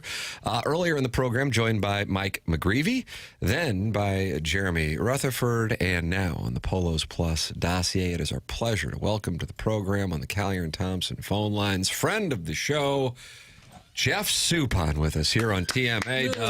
Soup is back. Unbelievable. Well, sure. Yeah, how about that? Morning, Soup. Are we actually doing this? I mean, you know, I have a busy schedule in the morning, okay? And I just dominated another drop-off, okay? Dominated. Another drop-off, dominated, pure perfection. Done. And, yeah, and so I was locked in. I was getting coffee, and I get a text. And I'm not going to say who it was from, but it was unbelievable that you guys were 10 minutes late. Oh, wow. This guy, he's got a full slate, Tim. Probably doing, well, really nothing till car pickup later today, if I had to guess. Full. And you didn't see the press release? No. I mean, I hope they put it out there, but I'm also known as Jeff Suppan, a.k.a. the Unknown DJ. Yes, he is. The Unknown DJ, Doug. And there's only two of us in this world, okay? And I want to give a shout-out to your listener, who is also known as the Unknown DJ. Now, I just want to give your listeners just a foundation, okay? You know, when I grew up, and I'm sure you guys were all almost the same age, holy moly, there's a guy walking across the street. Go ahead, sir. He's directing traffic. Next time. God bless you. Boy, you are dominating this. I mean, what a moron. Clip that off, Doug. Why did you yell? I'm live on St. Louis radio, okay? Yes. I should have. I was in the middle of a story, and the guy's walking across the street. But, you know, when we grew up, you know, we used to build forts. You know what I mean? Sure. Like, you know, it didn't matter. You know, just like build. And I was like, you know, I was into it, right? So, and one of the forts I built, it was basically, I was a DJ. This is no word of a lie, by the way. And I basically made, and my first tape I ever had, okay, was Purple Rain by Prince. And I used to play that on this little recorder deal, and I was the Unknown DJ. And it was KDLY. That was our station. Nice. Purple So Rain. this is like this comes from. There's a reason behind it. But anyway, Doug, Tim, Martin, how are you guys? Good. Wonderful to talk hear to from you. You're absolutely fine. So I made a reference last week. Michael McGreevy, he's a young pitcher for the Cardinals, and I said he just kind of reminds me of Suppan, and you know, I said maybe he's got a higher ceiling. Very offensive to you, but I'm just saying when he's a young guy, you don't know. You had an awesome career, and somebody wrote in and said, Martin, you're high. And I said, okay, Soup's Army is out there. But then I'm thinking, you know what, there's even more there. He's Southern California. He's not throwing 100, 101, but he's just a really effective, smart guy. And I thought these two kind of remind me a little bit of each other. And then it turns out you know each other. I do know. Good dude. And it was hilarious. So I meet him and we're talking. And so I didn't know he was playing in St. Louis, and he never knew that I played in St. Louis. And it was hilarious. Yeah, it was beautiful. And but you know what, though? I mean, seriously, Martin, anyone can throw 101. I mean, can you pitch 89 to 92? I mean, can you go out and do it? I mean, throwing 100 is easy. Okay? I mean, you have nothing to think about. Okay, where am I going? I'm going to go a little bit higher on this one. and then I'm going to throw all sliders, right? That's how they pitch at 101, right? They throw 101, but they throw all sliders. But if you could throw 89 to 90, I mean, the world's your oyster. I mean, you could throw any pitch you want. See, he chose. So you chose to throw a little less velocity. I will say this: it was not an important thing. I wanted to throw hard for sure. Are you kidding me? But I mean, I could throw 95 when I was 20 years old. I could throw it out of the bullpen for sure. But as a starter, I mean, I was like, I got to throw innings. I got to stay in the game as long as I can. And it wasn't, I mean, that was the priority for me. So, I mean, as I got older and they put me in the bullpen, I'm like, sweet, I'm going to throw 95 again. And when I couldn't, then I knew I was in trouble. But, no, I don't think I could have maintained that or anything. But I also didn't train for it, and I didn't try. I tried to locate. Do you think now you'll follow McGreevy's career a little? I'm not saying you're locked in on all things Cardinals, but keep an eye on his career moving forward. Oh, for sure. I mean, after we met and talked, and I root for him as a good dude. I ended up sitting. I saw him this year at the writers deal there, the writers dinner, and it was good. I enjoy people. I enjoy watching people pitch like I pitched. You know what I mean? Like it's when I was coaching in the minor leagues, we had to call the first inning. We had to call, right, to help I was coaching rookie ball, so help the starter and the catchers kind of learn how to pitch first inning, blah blah blah. And I tell you what, man, I was a master when I had to call a game for somebody who threw like me. If you threw 101 and had a nasty slider, I didn't know how to throw. I didn't know how to throw. I'm like, I don't know, just throw it down the middle and then use your slider. I didn't, it wasn't the same thing. But I enjoy watching people pitch like I pitched, and I don't really get a chance to watch a lot of games. I mean, other than my own kids' games. So I'm looking forward to watching them when we come out for all the 06 stuff. Oh, that's right. 20-year, a lot of reunion stuff coming up. Now you knew. Oh, you knew. Oh. Don't act like you didn't know. I'm counting down the days. Now, you texted last night. You said, I'll be drinking Jack Daniels and smoking Marlboro Reds tonight to get my voice ready. Did you accomplish that? I did. Finley had a game. My daughter, Finley, she's a softball pitcher, so she had a game. And then we had a board meeting for West Hills Pony Baseball. And I've been doing it for 7 years, and I'll be honest with you, I love it. I absolutely love it. People should volunteer more. But no, that was always the joke, with everybody. You drink the Jack Daniels, get that good radio voice, like when I was the unknown DJ, Kind of a Wolfman Jack vibe. Yeah, no, hey, when I was, back in 85 when I was 12 and I was working for KDLY and I was the unknown DJ, I used to drink Jack Daniels and smoke cigarettes so I had a good voice for all my listeners.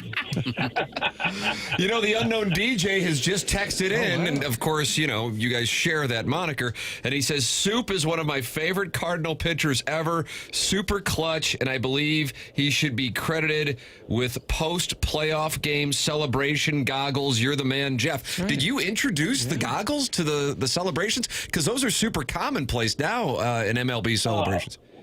Okay, full disclosure. Okay, so I had this thought. I had seen somebody somewhere have one on. I'm not taking full credit, and I was like, you know what? And they didn't have Oakley's, and now it's all sponsored. So, but I went to Dick's Sporting Goods. Shout out to Dick's, our sponsor today. Mm-hmm. And I bought the Speedos goggles, and I gave it to all the starters, right? And I was just like, hey, guys, and everyone was down. And then it was John Mabry. He's like, Soup, that's weak. He's like, you got to feel the burn. So I took my goggles off, and he shot the champagne. It felt like something actually went into my eye and punched it, right? The next day, I was still taking out champagne. But yes, I introduced the goggles, and in St. Louis, and then the trend went on, and I get no credit. So I appreciate you, unknown DJ, recognizing my contribution. Yeah, I think it was 2004 in L.A. The Dodgers, that first one. Yes, absolutely. See, Doug, it was 2004. I know you don't remember the years. I don't, usually. And so now that you're out of the game, you can be totally honest and revealing. You were a little guarded as a pitcher. You weren't available to talk a day of game or the day before the game, and then there maybe was another rule. But now all barriers are lifted. We have a theory that the getaway game, often when the team's going on the road, it's a day game.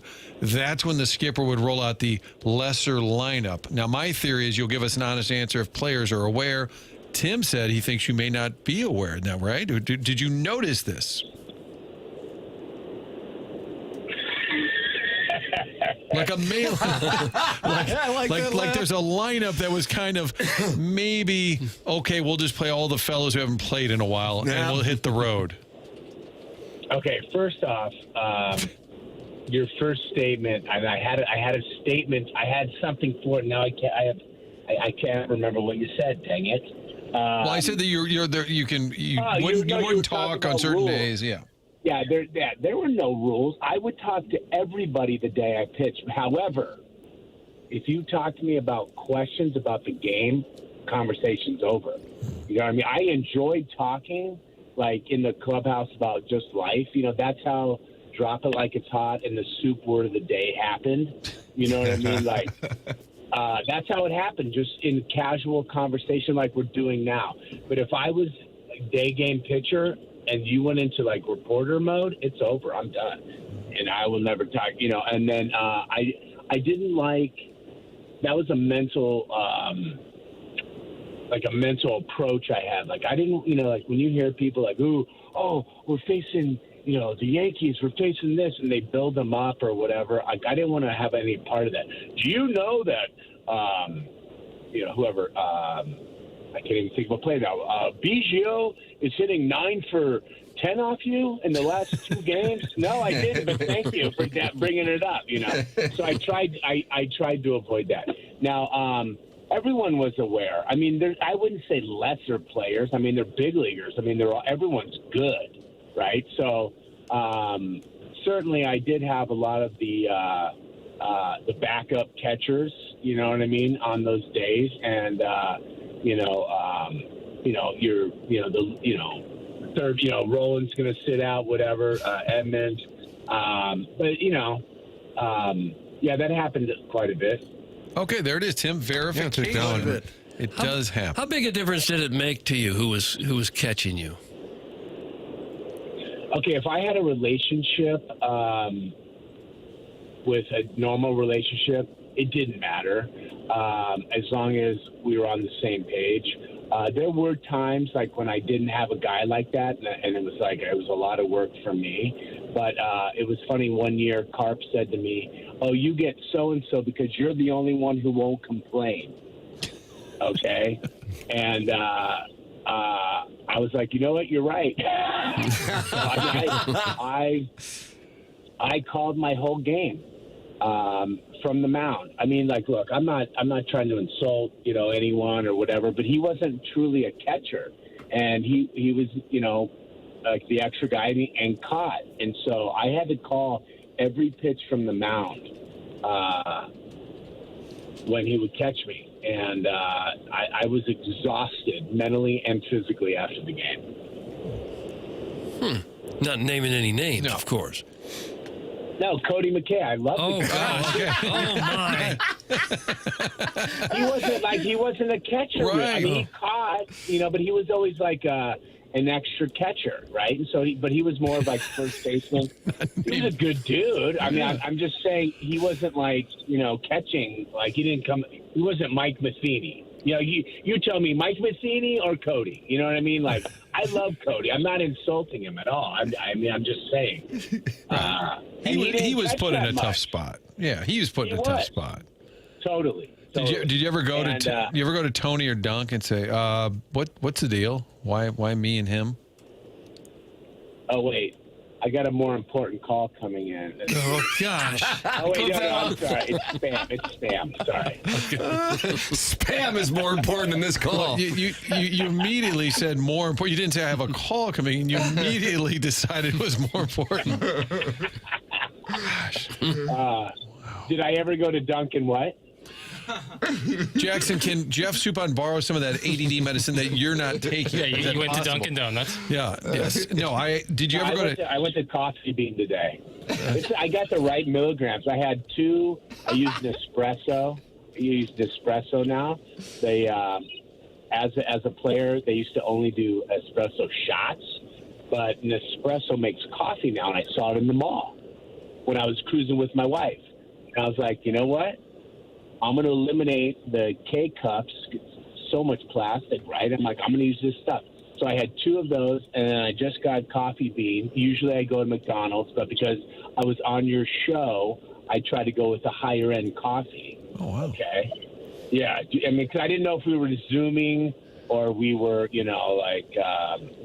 doing radio. But anyway, I don't have ADD. Okay. Clearly not. When Edmonds was on, we missed slot with him, TV, radio term, because he was doing carpool and said, hit me right after. It was opening day. We missed him. And then he said, sorry, taking a nap. But then when he called back, he had just been out. Tim was on a tractor. Yeah, farming in Tennessee. He's now, are you surprised to learn Edmonds is now farming in Tennessee? Okay. A little bit. Now, what do you define farming? Well, that's what that's the perfect question. I mean, so does you like when I mow my grass?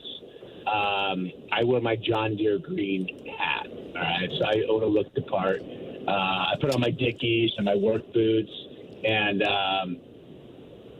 is that what he does, or he's doing it in flip flops? Well, I think he's a gentleman rancher. Yeah, more than He's a anything. gentleman rancher? I think so. I like that. We Yeah. kind of think I picture Jimmy, and we love him. He might be listening, probably not. But I picture him being the guy who goes to the gym for the first time, but buys all the cool gear. You know, he's got the wristbands and all that. Like Jim's got the tractor, and it's just beautiful. And he's got all the farming equipment, but he's just staring at it.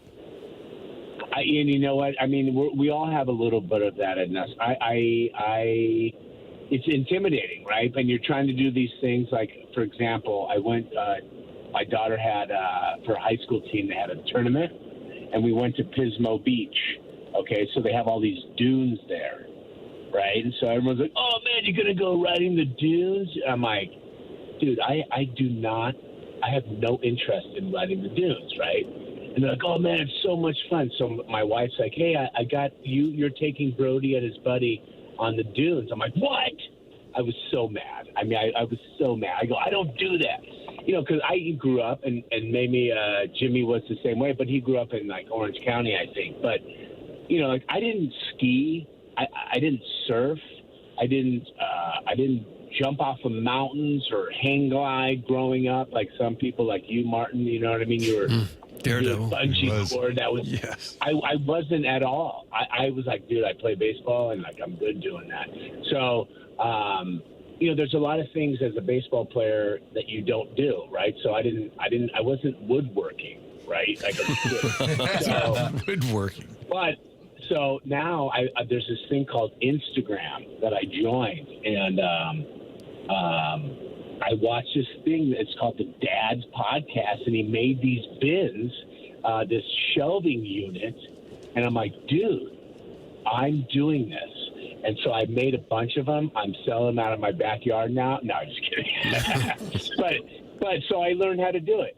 So, like, if it interests you. So I'm saying Jimmy, 100%, if he's interested, he's going to be the best at it. But he may also just have the equipment.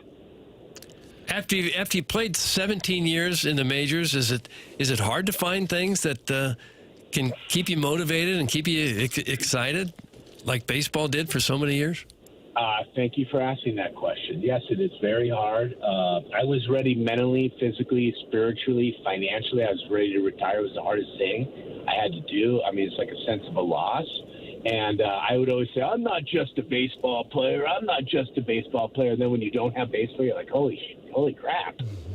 Maybe I was, you know. And so I basically I tried to coach, but I didn't have the adrenaline rushes. And I can't remember who told me, but they're like, dude, once you stop playing, like play as long as you can, because once you stop playing, those natural highs that you feel, that adrenaline, he's like, you're not going to feel it again. And I was like, huh. So when everyone told me, I was like, I'm playing till I can't play anymore. But I honestly, like, I found a lot of joy in helping out at West Hills Baseball, where I grew up playing. I mean, I've done everything. I'm basically the equipment guy. I help out with the fields. I help with everything, and I love it. And there's a lot of pressure because as a volunteer, when you're donating to run a league with 650 kids, it's like you're donating to be a principal of a team. And I kid you not, in my career, professionally, I broke down twice, like crying, like, you know what I mean? Like my career's over, blah, blah, blah, 2 times. As West Hills Pony Baseball president, I broke down 3 times in 6 weeks. I kid you not, dude. Yeah. I kid you not. And I felt like a failure because I couldn't get 2 other managers 2 other parents to volunteer to manage. I mean, and I laid it on thick. I'm like, listen, man, we're not going to have uneven teams. I go, if you don't manage, 12 kids aren't going to play. And I was just trying to get the kids to play. And the guy's like, my wife said no. So anyway, I basically, to answer your question, I love the pressure. I love the volunteering. And I found more joy in helping out youth baseball, volunteer youth baseball, pony baseball than doing anything else.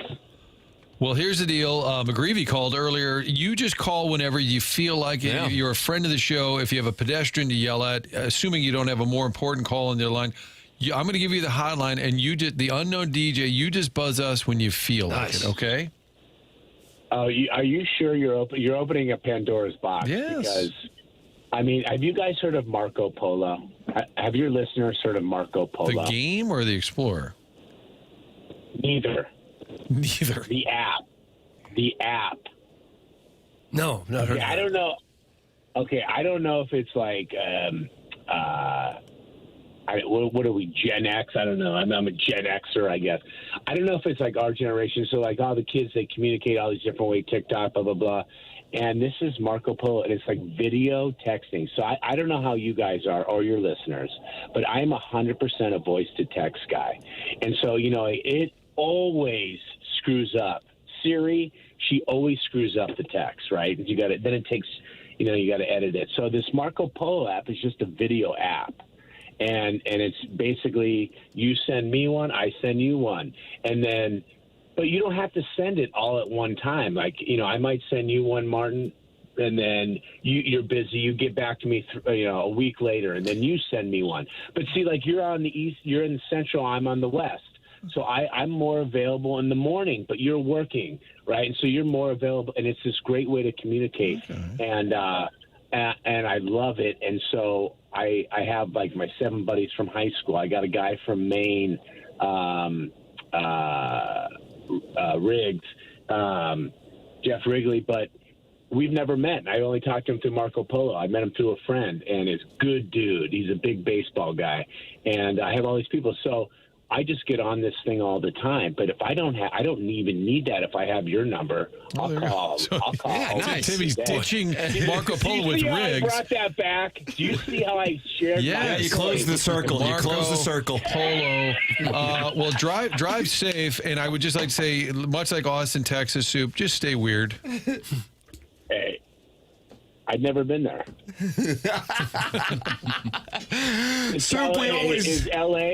Is LA like that? I mean, is it like, because it's pretty weird out here. Yeah, no, you're right. It is pretty weird. All right. Well, you stay weird and keep that number handy. All right. Are you guys going to give me some followers? I have like 50 followers, and I'm trying to get some followers. On which app? Sad. On which app? Well, there's the Instagram and the X and the What are your handles? What are your handles? I just followed you on Instagram. Okay, Jackson. Oh, yes. There you go. 51. What are your handles? my gosh. It would help if you told people the handle. How do they find you? Jeff_Suppan on X/Twitter. Instagram, what do we got going on? I think it's the same thing. You guys are putting me on the spot. At Jeff Suppan, no underscore. No underscore At on that Jeff one, Suppan. Sue. This is really hard to help you promote your brand if you don't know the handle. Well, I don't have a brand, but it's funny. It's like I'm sitting there and I had like an old account, and I just follow people, and then I'm like, I got to do an account, but I started having some fun. I did a video on the drop-off line. Didn't get many views, but I thought it was my best one. I'm gonna go back and watch. That's my personality. You know what I mean? I just it's about the drop-off line, and and then wait, do you guys have to go? We actually kind of do, unfortunately. Preferably, we would just hang out with you, but we have commercial breaks that we have to hit, unfortunately. My gosh, I know. I'm sorry. No, it's our fault. We called you late. Yeah, we called you late, remember? You did. I got my 10 minutes back. Thank you, guys. Soup, we'll look forward to talking again. And like I said, hey, no more Marco Polo. Just call in anytime you want. Oh, you broke up when you said that. That's perfect. I'll talk to you tomorrow. That's all right. He's going to call in tomorrow. That'll be perfect. Jeff Suppan with us here on TMA. What an adventure. There's a lot going on there. He's Drops of the week just got a boost. Yeah, it did. We got a break. I know that. It's TMA 101 ESPN.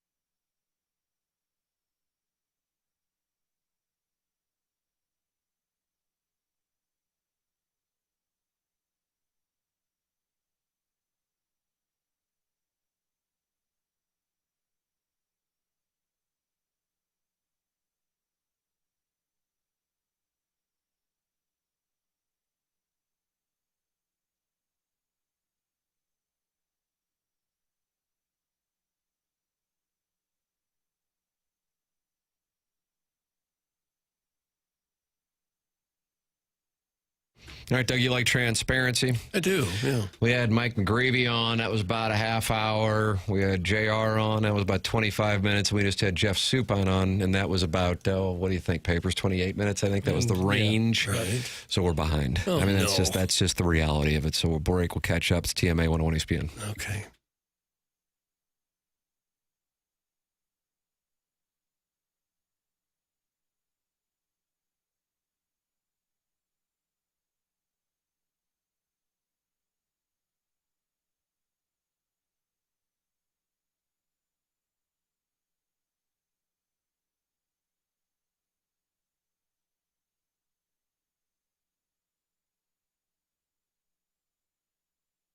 We got some storms coming through the area today. It used to be that you would just wait for a hailstorm and then pay your deductible to tend to your roof, but that is not the way that it is anymore. Roof maintenance is now a regular part of home ownership, and that's where notanewroof.com comes into play. That's Roof Restore, notanewroof.com, 314-279-ROOF. Roof Restore is a locally owned business with decades of experience in the roofing business, and Roof Restore treats and maintains existing asphalt shingled roofs, adding up to 15 years to the life of your existing roof at a tiny fraction of the cost of replacement. It's notanewroof.com or call 314-279-ROOF. It's Roof Restore online at notanewroof.com.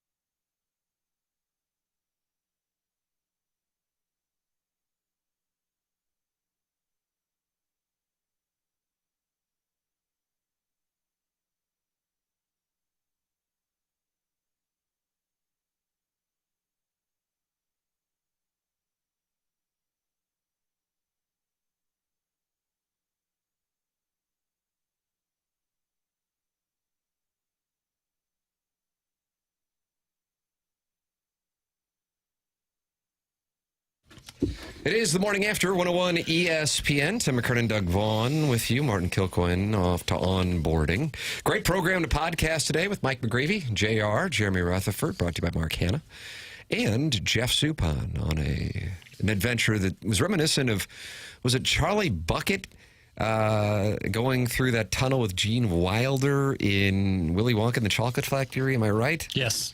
That's what that felt like. Very much, very similar. Yeah, very psychedelic. Yeah, it was psychedelic. You can podcast via the Schaefer Door Company podcast app here on 101 ESPN and the TMA STL podcast app. It's all brought to you by Jason Gosrow and Schaefer Door Company, SCHAEFER door.com. Schaefer Door Company, sponsor of the podcast app.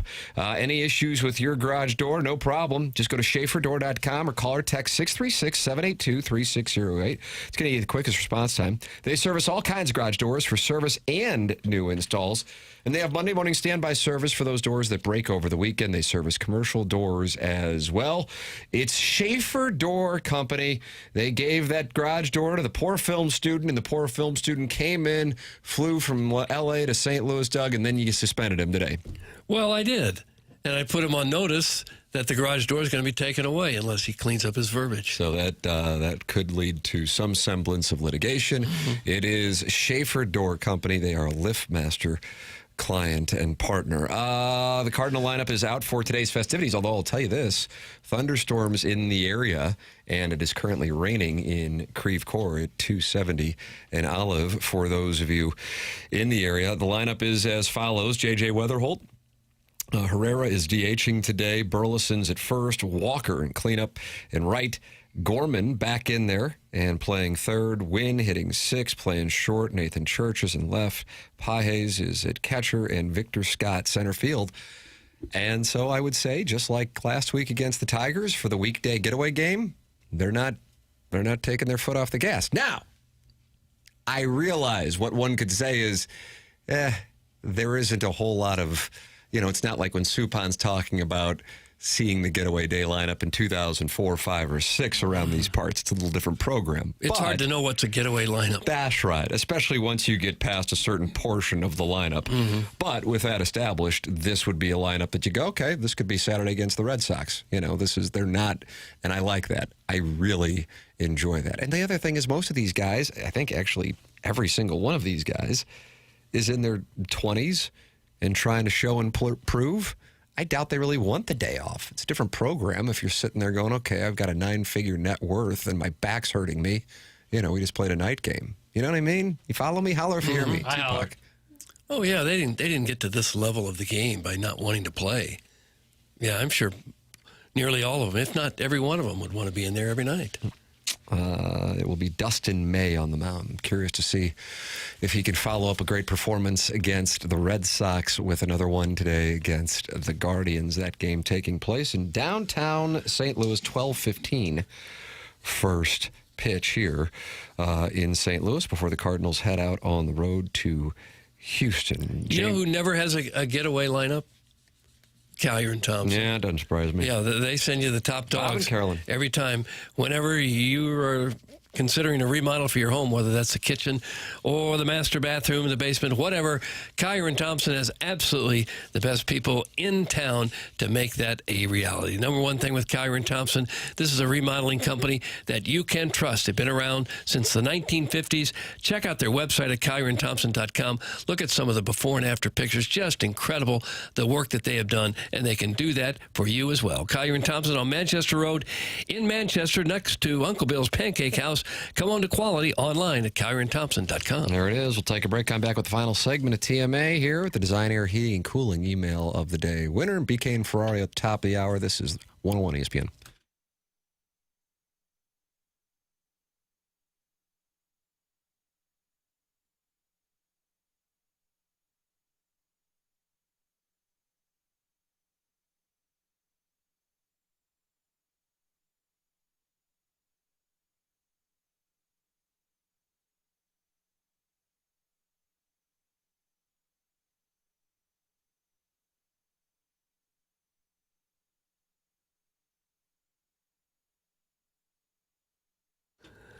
For over 135 years now, Stifel has been a trusted name in finance, headquartered here in downtown St. Louis since 1890. What does Stifel do? Pretty much everything money-related. Wealth management, of course. Banking through Stifel Bank. Yep. Own a business? They've got a full-service investment bank for that, too. Basically, if it involves finance, Stifel has a solution for you. With 12 offices across the St. Louis region, more than 400 nationwide, Stifel combines local experience with national reach. Unlike many firms, Stifel isn't bank-owned. They own their own bank, and that independence allows them to focus on one thing, doing what's best for their clients. It's a philosophy that has made Stifel one of the fastest-growing wealth management firms in the world. Their tagline says it all, where success meets success. Stifel Nicholas and Company Incorporated, member SIPC and NYSE.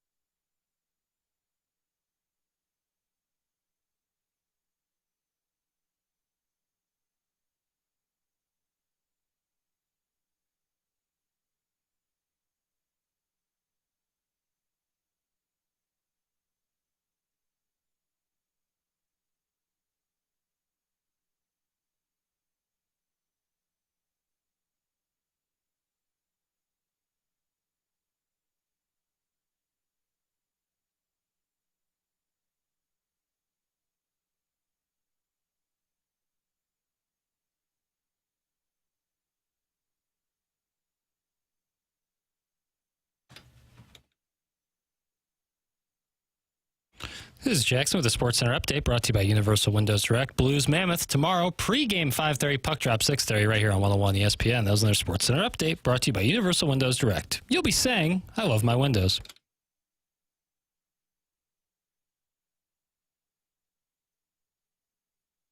All right, Doug, the Design Air Heating and Cooling email of the day. We got the winner coming up here momentarily. Tell us about Design Air.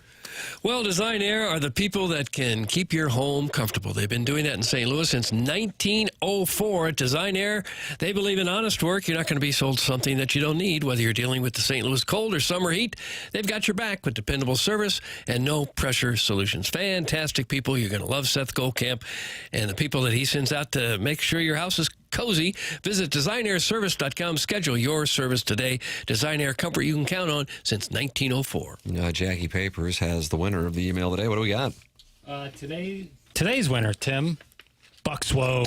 Buck Swope is back. Buck Swope with the win on today's Design Air Heating and Cooling email of the day. BK and Ferrario coming up at the top of the hour, and then the Fast Lane from 2 p.m. to 6 p.m. BK and Ferrario are both now James Carlton clients, and Jamie Rivers is also a James Carlton client. I've been a James Carlton client since 2019, and James Carlton is saving people money in a major way with their automotive insurance. If you have not made the phone call to find out how much money that James can save you, I recommend doing that immediately. 314-961-4800, or go online at carltoninsurance.net. Also, do you have kids under 25 on your insurance policy? This is where James is save people a lot of money. 314-961-4800, or go online at carltoninsurance.net. If your insurance costs a leg and an arm, call James Carlton, State Farm. Time for us to go. BK and Ferrario are up next. For Jackson Burkett, for Chairman Kurt, for Martin Kilcoyne, for my brother Kevin, for Douglas Elvin Vaughn, I'm Tim McKernan. This has been The Morning After, presented to you by Brown and Crouppen on 101 ESPN and the TMA STL YouTube channel.